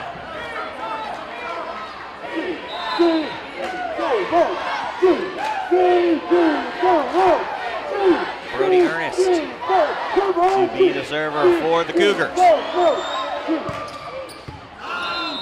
Out of play, we're knotted up at 7, so a back and forth set here in set number 4. Someone's going to break free, and hopefully it's GCU right here. Someone has to break free at some point, but it is a 7-7 tie early on, and now Weary the serve. Outside off the hands, Weary caught a little bit flat-footed there and unable to recover, and it's 8-7 as Gabby Garcia Fernandez will pick up kill number 12. Serving to the Cougars.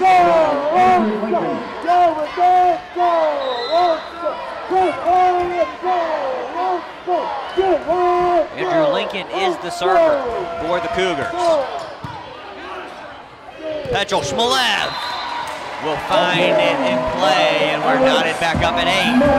Alex Shmalev, huge kill for the Lopes as Blazer checks in, as Shmalev will go back to be the server.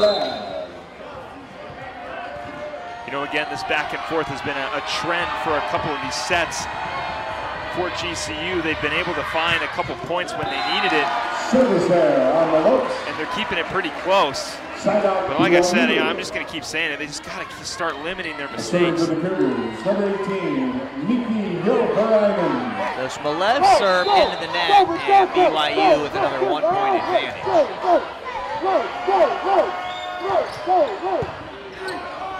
Petchel to the back row, Weary stuffed at the net by Davide Gardini. 10-8 now BYU, as the Lopes were looking to get a huge kill from the back row in Trevor Weary, but read perfectly by BYU in their big middles. And They will serve it once again. Petchel. That one for Keyshell. Will find it off the dig attempt by BYU, and now it is a 10-9 BYU lead. David Keyshell was doing such a good job keeping this team within 2 or 1. It's just GCU has got to find some points as they've been unable to so far.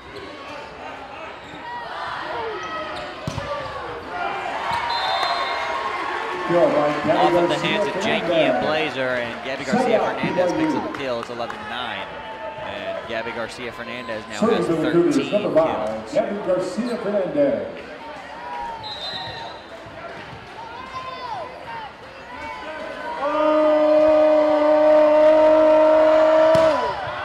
Fernandez's serve out of play once again, and it's 11-10. Well, again, you know, GCU's just got to find a way to capitalize on the mistakes of BYU. They've really been unable to do it.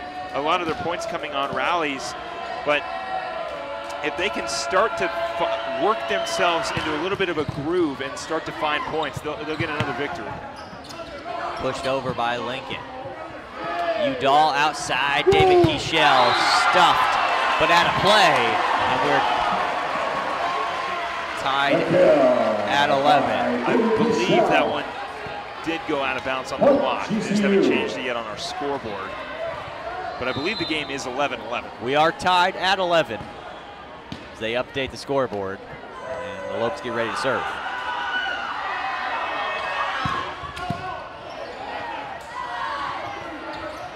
For Fernandez in the back, it'll squeak through the hands of Keyshell and Blazer. And BYU takes a 12-11 lead. So back and forth just like it was in set number 2 that we saw the Lopes win. And this is really how set number 2 went until the Lopes started to pull away. Well, hopefully the Lopes can do the same thing here in set number 4 and start to pull away and find themselves a victory. Did you miss that? Find another point. David Keyshell was apparently aiming at the linesman in the corner, so. I would hope he was aiming more for the court in front of the linesman, but it did deflect off of the line judge.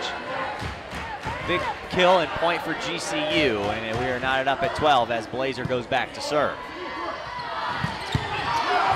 That one will ricochet out of play. And it's 13-12.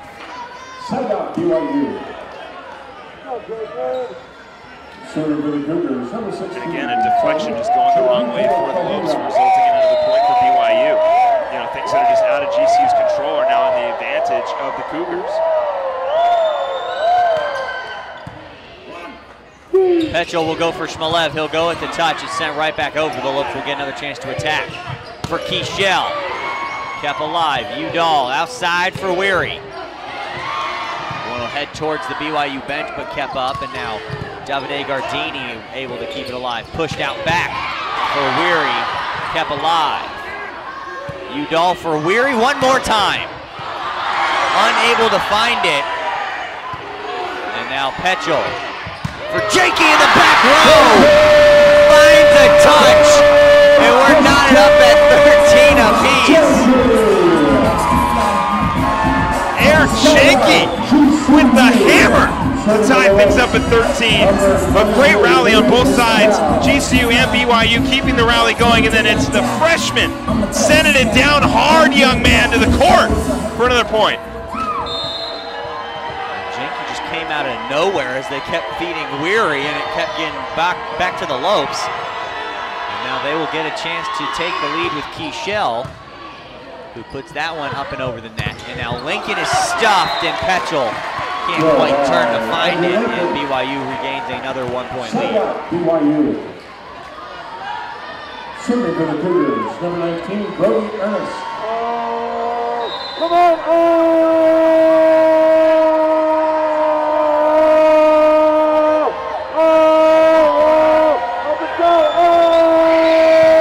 And that one into the net. Brody Ernest can't quite put it over. Another service error, make it 19 for BYU. We're knotted up at 14. So after we get the next point, we will have a timeout on the floor, as if there are no timeouts called before one team reaches 15, both teams will get a break. So that is going to be a service error on Trevor Weary, and just like that, we have our timeout. 15-14, BYU has the lead here in set number 4, with the Lopes within striking distance. And we will be right back for the remainder of set number 4 on GCU TV. Canyon State Credit Union, a local credit union serving the Valley for over 65 years, can assist you in buying your first home, refinancing your current home, or if you're dreaming of a retirement home. Canyon State Credit Union can provide you with a fast and affordable solution that meets your needs. Let Canyon State Credit Union run the numbers on your dream. Visit canyonstatecu.org or call 623-580-6015 for more information. Canyon State Credit Union, committed to you. We do business in accordance with the Equal Credit Opportunity Act, MLS number 410376. I will always be with you, my friend. I will be with you until the end. I will always be there when you fall, and help you when you need it most of all.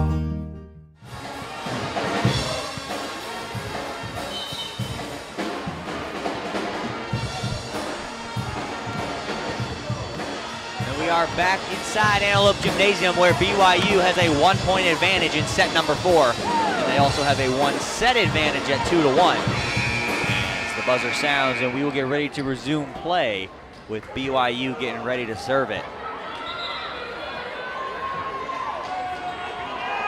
So Andrew Lincoln will be the server for BYU. So Lincoln gets the signal with his team up by 1, and he will serve it away. Right at Janke. Petchel. First Shmelev goes with the tip, but kept alive. And now Gardini will have to send it over. Petchel pushing outside. Janke blocked but out of play, and the Lopes tie it up at 15. Yeah, this game has been the definition of back and forth, at least this set. Similar to the second set, GCU was able to keep it very, very close, sharing tit for tat, point for point on both sides, and it looks like we're getting the same thing. Shmelev the server for the Lopes.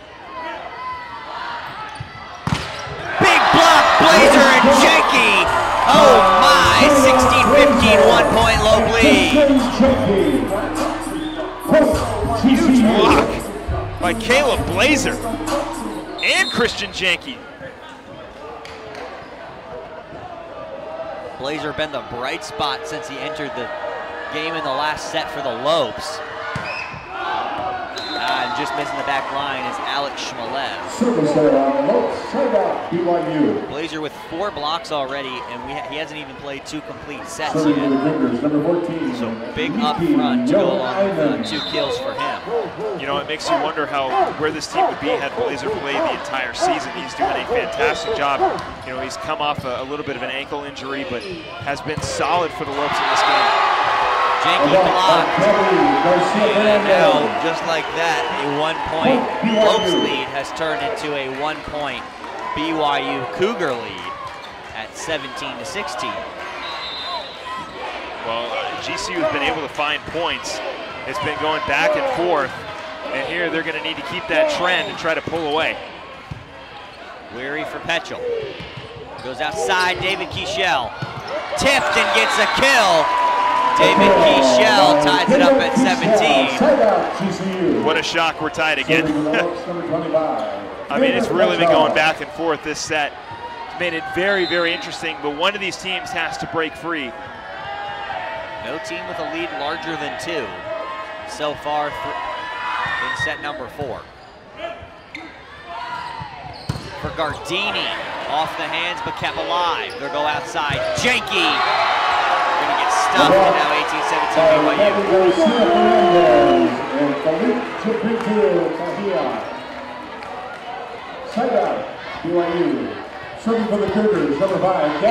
18-17 is the BYU lead.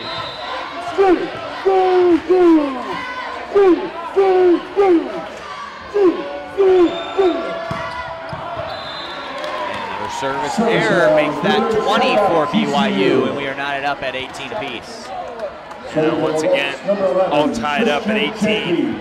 No team has been able to break free so far in this fourth set, and I think you gotta hope GCU can do it here. It'll be the serve from Jenke. Will be a service ace for the Lopes and Christian Jenke, and he gives the Lopes another 1-point lead.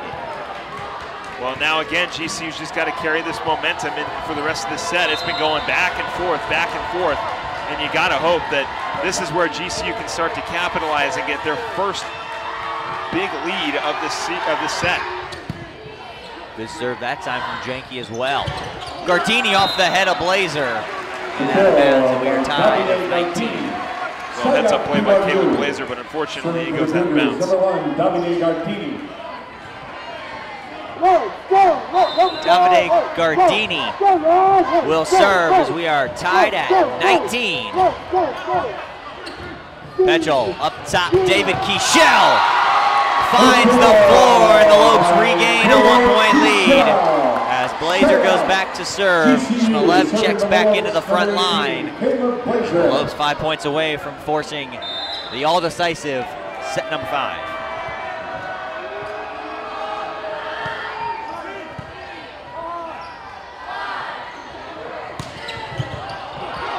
Kept up and alive. Blazer sends it right back over. Kieshel able to keep that one up. And they'll go right back. Kieshel goes with the touch.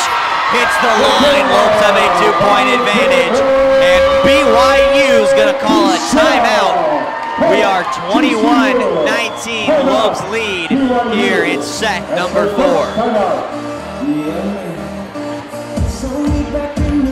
We will be right back on GCU TV with the remainder of set number 4.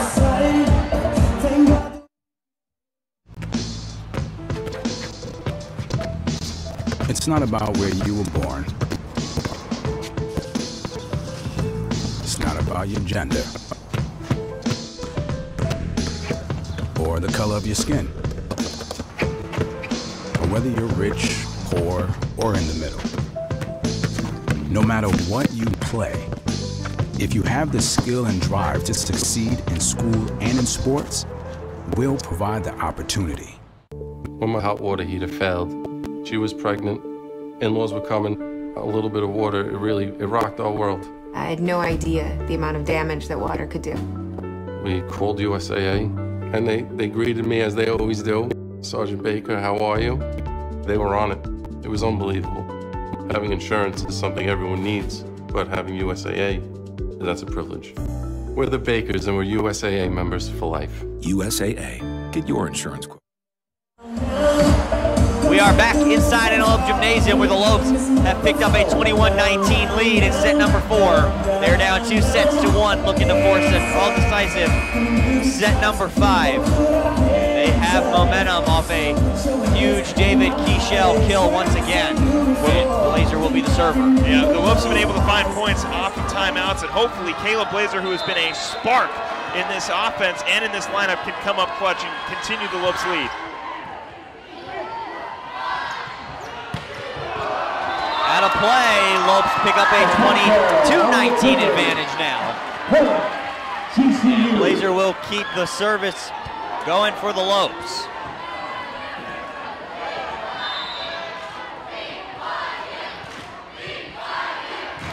BYU fans getting into it now, their team down 3. Up top, Blazer can't quite keep it alive off of the deflection of Shmolev's hands. And BYU picks up a point, and now it's a 2-point GCU lead as Weary checks into the back row for Caleb Blazer. And once again, just an unfortunate deflection off great hustle play by GCU goes out of bounds. It results in a point for BYU, but Lopes got to get one back here. And a great serve. But kept up, and David Kieshel unable to find the line out of play. And now a 3-point lead has been whittled down to 2 very, very quickly as Alex Asu gets ready to serve again for BYU. Looking to tie it up in set number 4. Petchel up top for David Keichel. Yep. David Keichel gives the Lopes a 2-point advantage. He will go back to serve, but he will get subbed out right here. Will Schwab will make his first appearance in set number 4 to serve at 2 points away from taking set number 4. I think Matt Worley just wants an easy serve over the net, and that's what Will Schwab gives you. And there's a nice little floater over the net. It'll be back row for Gardini, blocked, but off of Shmalev's arm, and alongside. It's 23-22 as Keichel checks right back in for Will Schwab. Yeah, Will Schwab doing his job, sending the ball over again. An unfortunate deflection goes out of bounds. The Lopes cannot allow BYU back in this. They're up 23-22. Brody Ernest will be the server. Right to Janke. Petchel for Keichel in the back row. David Keichel giving 18 kills now on the night. And the Lopes are 1 point away from forcing the best 2 words in volleyball, set number 5. That was 3 words. Set 5. Well, either way, the Lopes really got to finish it off here. Weary to serve. Up top, off the hands, but kept up. Sakur in the game now. Will feed Shmalev. It'll be kept alive. Back row block by Alex Shmalev and Oner Sakur. And just like that, we have set number 5 coming your way. As the Lopes take set number 4, 25-22. They are pushing the 11th ranked Cougars to the brink. Well, how about that? GCU giving BYU a little bit of their own medicine in that front line block, a huge block for the Lopes to give them the huge set victory in set 4. And now they really need to carry the momentum. They need to continue playing well, and they need to continue staying close to BYU. We saw it in the 3rd set when BYU found themselves with a pretty decent lead. They did not give it up. But this game, this set, much like the 2nd set, GCU was able to keep it close. They were able to push ahead late, get the set victory, and I mean, set number 5 is going to be interesting. And we will have set number 5 for you. Don't go anywhere. We're going to take a quick break, and we will have the remainder of this match when we come back right here on GCU TV. As a teacher, your calling was always to make a difference and positively impact the future. You live with a deep sense of purpose and strive to inspire generations of change. GCU's online Masters of Education degree program gives you the skills you need to grow and develop your career, while also making sure you have time for yourself and your family. Today, you can learn anywhere and anytime, giving kids a look into the technological advances that pushed you forward. Being strong and compassionate makes you a role model through this formative period in their lives. You're not just inspiring future generations of leaders and innovators to reach for their dreams, you're giving them the tools they need to achieve them. Find your purpose at GCU, where advanced technologies drive education. Private, Christian, affordable, nonprofit. Visit gcu.edu/online. Performance is your profession. You excel in bringing the best out of people. Through leadership and insight, you help others fulfill their promise. You share a unique bond with your family and cherish your time together. But you strive to take the next step in your career. GCU's online degree program in performance psychology will enhance your skills in helping others succeed. Master your craft in an online PhD program that puts innovation and technology at the heart of education. And you can do it all within a tight schedule without disrupting other aspects of your life. With a PhD in performance psychology, you'll have the tools you need to elevate your performance to the next level. When human excellence meets cutting-edge technology, business advances.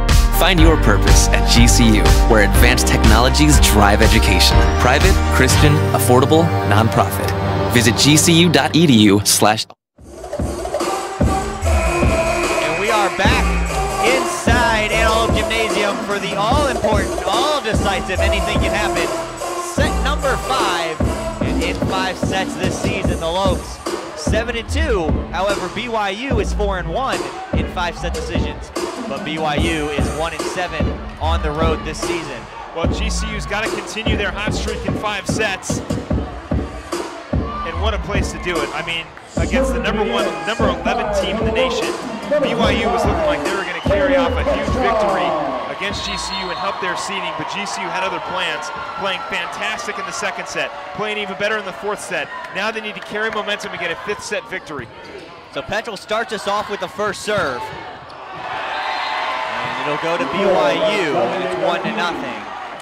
However, in the sets that the Lopes have won, they have been able to not be down by more than 3. Well, again, just like the previous set, the Lopes are going to have to keep it close. They're going to have to score every time BYU scores, and then again, pull away whenever they can. But it's going to come with limiting mistakes. Now this first serve from BYU. Petrel will set it outside. Keichel! Yes! David Keichel, give him kill number 21 on the night.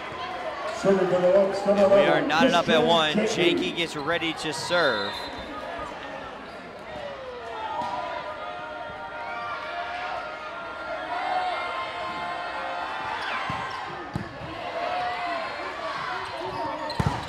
Blocked!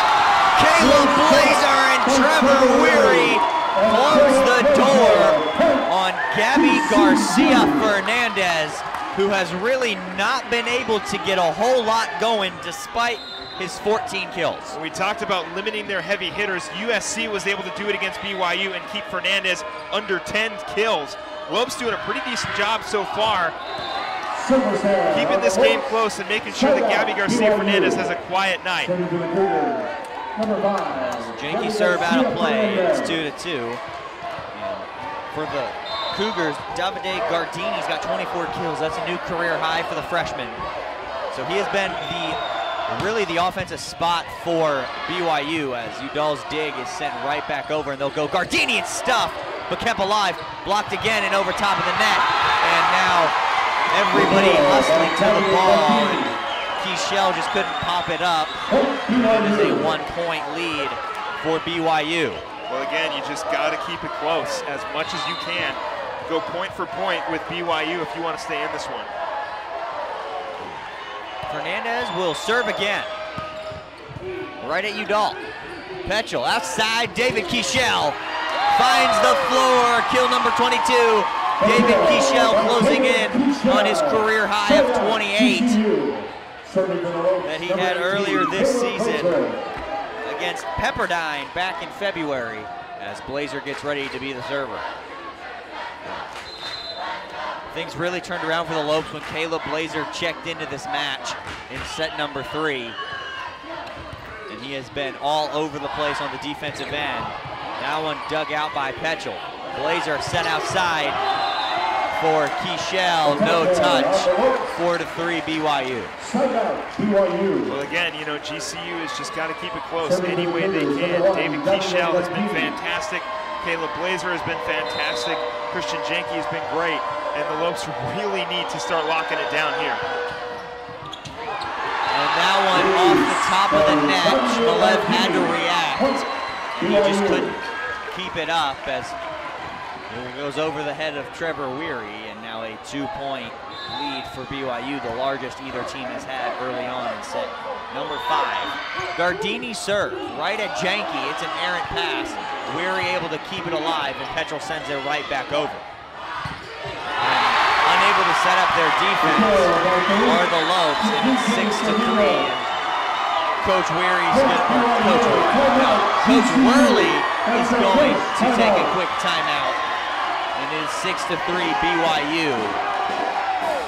And now the Lopes find themselves down by 3. And unfortunately, or hopefully they will be able to get things back in momentum when this timeout is over. BYU on a bit of a run or 3-0 run rather, and now the BYU faithful starting to chant it up, and GCU pep band getting going.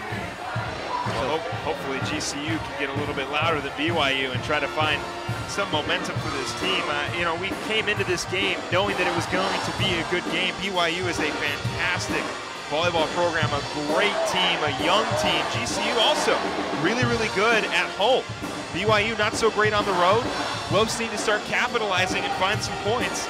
They kept the last set very, very close. They need to do the same thing here if they want to get a victory.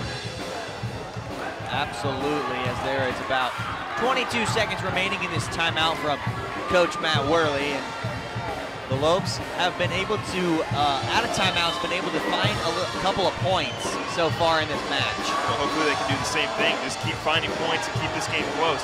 When you give BYU a lead, it's very hard to get it back. You saw, or we all saw, when BYU got up 4-5, they won those two sets. And when the Lopes were able to keep it within 2 or 3, the Lopes won those sets. So we'll see what they can do out of this timeout. It'll be outside for Trevor Weary. Kept alive. And now bump back to the front and hustling over, unable to get there is Andrew Lincoln. And just like that, the Lopes capitalize out of the timeout at 6-4. Keep capitalizing, keep taking advantage of mistakes. Find points when they're there. Lopes have to keep it close. David Keichel will be the server now.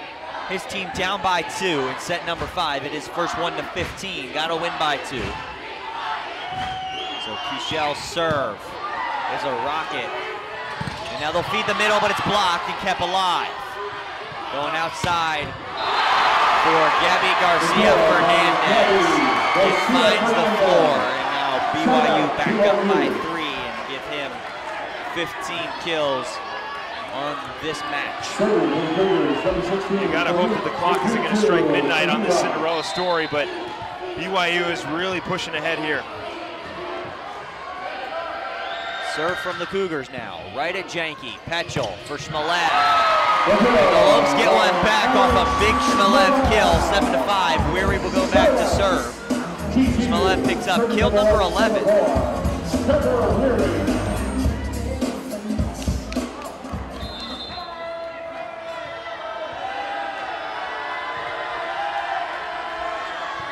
Weary serve right off the top of the net and over, and kept alive. And the Lopes unable to dig it out. It's 8-5 now, BYU. And so we will have a quick timeout as we will switch sides. It's a 3-point BYU advantage at 8-5, and we'll be right back with the remainder of set number 5 right here on GCU TV.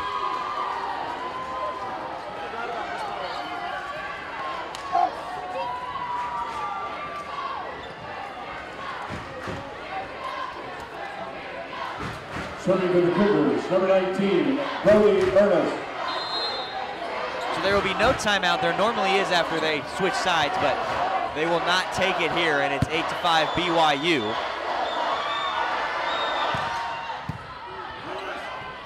Petchel's gonna go with the quick stop, and Tanner Petchel will get the Lopes back within 2. Picks up his 3rd kill on the night.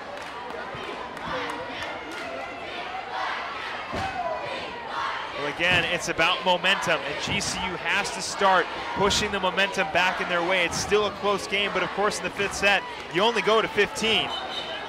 And you gotta hope that GCU can start to find some points. So Sakur's gonna check in to the front row for Tanner Petchel. It looks like this is a defense for offense substitution from Coach Worley. A little bit more height in owner Sakur. So Shmelev will get a good serve away. And now it's blocked, but kept alive by BYU. And now Weary for Sakur. Up top, Blazer sent it out of play, no touch. And it's 9-6. Well, again, BYU doing a great job keeping the rallies going and finding points. Number 9, Andrew Lincoln. So Andrew Lincoln gets set to be the server now for BYU. Team up by 3 and 6 points away from taking this match in 5 sets. That one's gonna be a service ace, Andrew Lincoln. Great serve, and it is now 10-6, and BYU starting to feel it a little bit.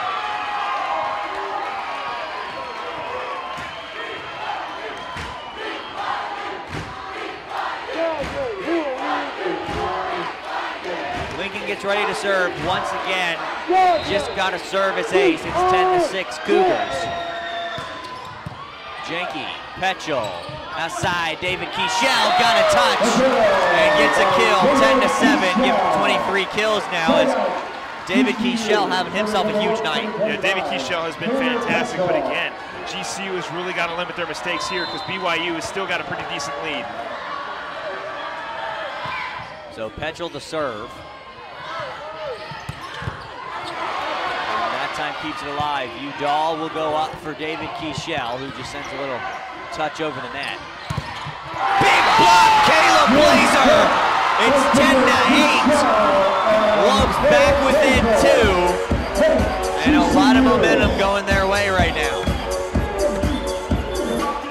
I mean, again, right here, GCU's got to capitalize.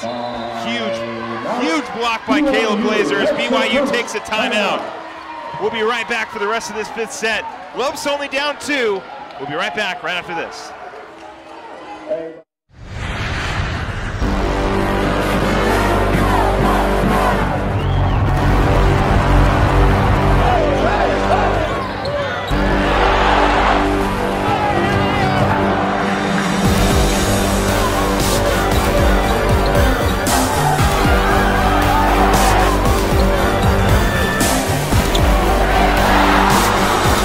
Feel the thunder in the heart of Phoenix. GCULopes.com.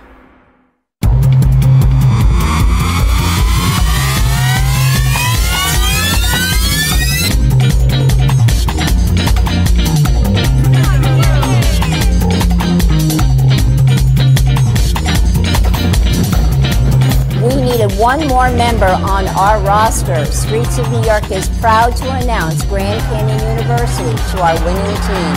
We are now the official pizza of GCU. Go Lopes. We are back inside the Antelope Gymnasium on the campus of Grand Canyon University, where the visiting BYU Cougars find themselves in a 5-set battle with the Lopes. And the BYU Cougars are up 10-8, and the Lopes forcing that Cougar timeout off a couple of great attacks. Well, right here, GCU, again, we talked about momentum in the Sanderson 4-3 keys to the game. And right here, this is where GCU needs to get that momentum swing back in their way and keep this game close. Petchel, the serve again. That one will be set into the back row, kept alive. Udall will have to bump it up. That'll go for Jenke, it's blocked, kept alive. Udall again, good job. Jenke sends it over. And now the chance to calm back down. Udall will pass. For Petchel. Jenke now, yes! Christian Jenke cuts the lead to 1. And it's 10-9 BYU. And now Antelope Gymnasium has come alive. And it has just come to life for about the first time tonight. This is the loudest it's been. Keep the momentum going. A great rally for GCU. They were down 10-6, now a 3-0 scoring run. Up top. And the kill by Davide Gardini to silence the crowd a little bit, and it's 11-9. Yeah, just barely missed that one on the return. But, you know, again, the Lopes are going to have to work hard to keep this one close.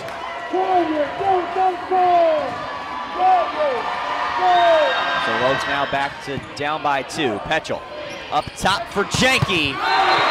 It'll get it out of play. 10-11 now BYU.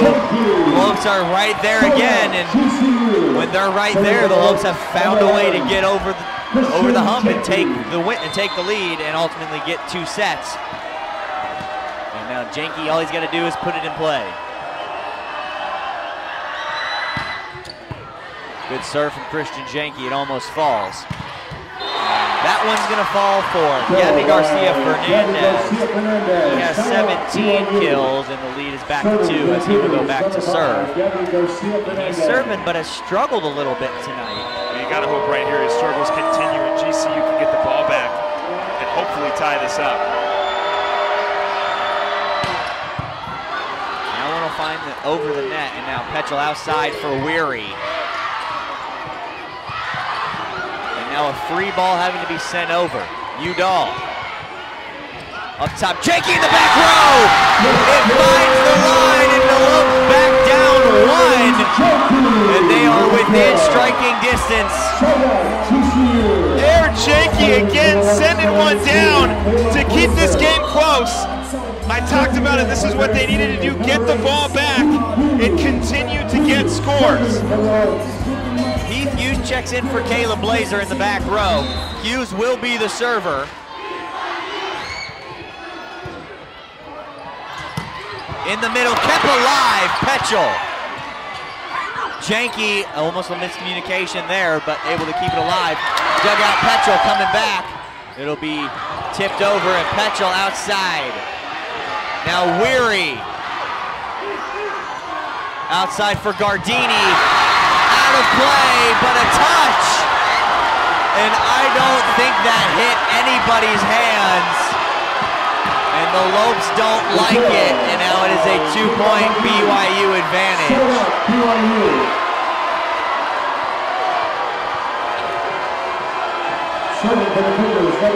And Shmelev will check in.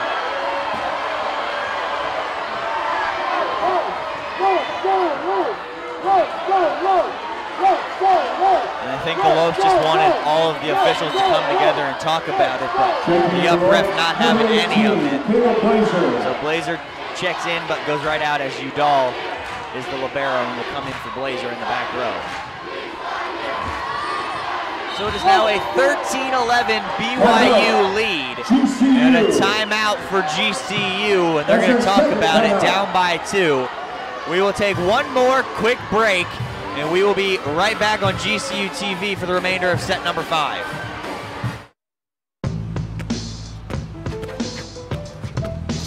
It's not about where you were born. It's not about your gender. Or the color of your skin.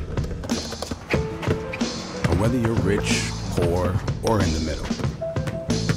No matter what you play, if you have the skill and drive to succeed in school and in sports, we'll provide the opportunity.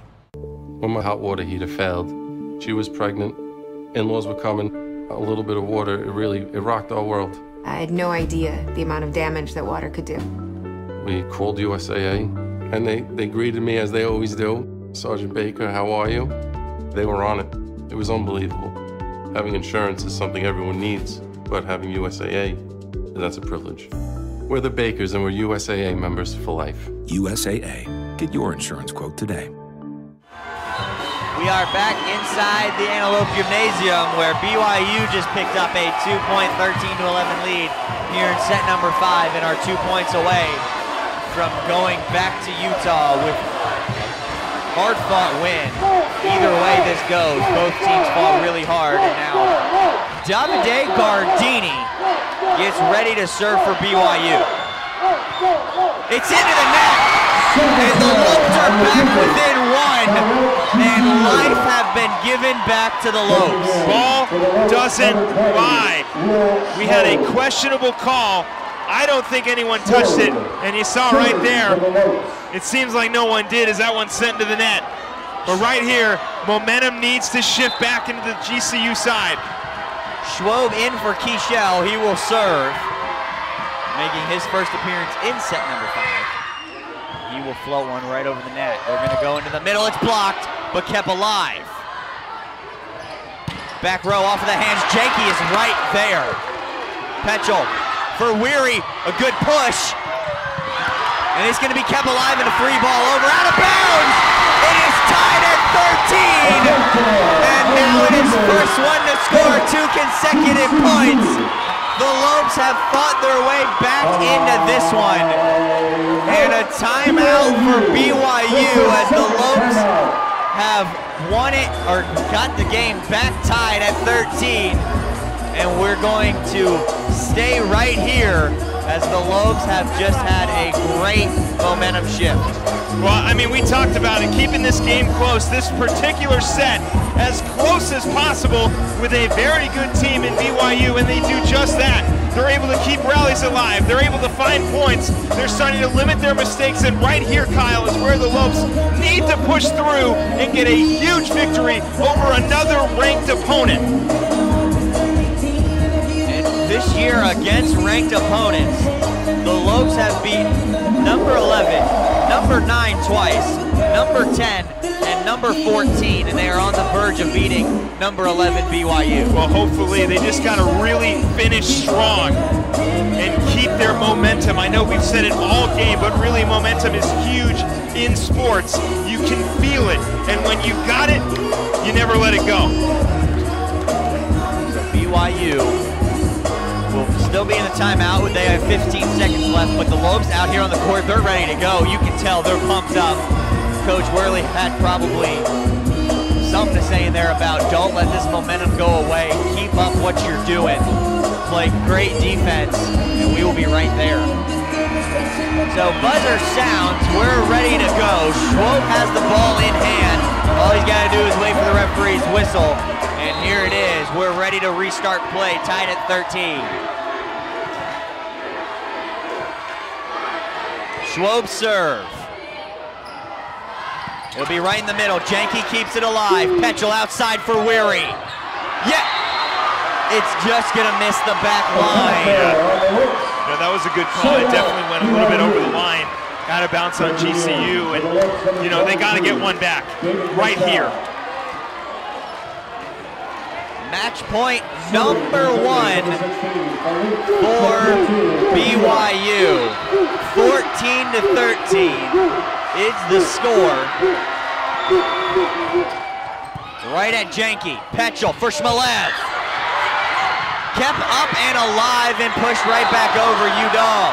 And the whistle sounds, and we're gonna get a double touch on BYU, and we're knotted back up at 14. Weary to serve. Well, again, right here, GCU has got the momentum in their hands. They got to push through and take the lead. It is so deafening in here right now. I couldn't even hear that whistle. I saw the whole Lobes bench react, and then the referee's hand signal Lobes point. So Weary, good serve. Up top for Lincoln, off the block. Petchel outside. Janke, yes! And the Lobes are 1 point away from taking set number 5 in comeback fashion. 15-14. Lobes have the lead, and everybody here is on their feet for match point number 1 for the Lobes. Weary to serve. It'll get over to the net. They're gonna go outside for Fernandez. It's blocked! Shmelev and Janke! Point Lobes! And they have done it again! Another upset victory for the Lobes! They have beaten number 11 BYU at home! And everybody here is going nuts! Wow! What an incredible game for the Lobes! They battled back all game and finally win it in 5. David Keishel, our definite player of the game, 23 kills. Christian Air Janke coming up clutch. I mean, all around, it was going to be hands on deck, and this team does not quit, and they beat another ranked opponent. So after back-to-back losses last weekend, the Lobes are back in the win column, and they pick up their first ever win against this BYU Cougar squad. 0-3, no more. And just like that, BYU's losing streak goes to 5 to end their season. And just like that, the Lobes will have one more game on Saturday against Stanford. And you can catch that action right here on GCU TV. First service set for 6 p.m. Thanks for watching, and don't forget to follow us on Twitter, Facebook, and Instagram, and to subscribe to our YouTube channel at youtube.com/GCU. For everybody here at GCU TV, for Philip Katafamo, I'm Kyle Borg saying have a good night, have a great rest of your week. We'll see you on Saturday, and as always, go Lobes.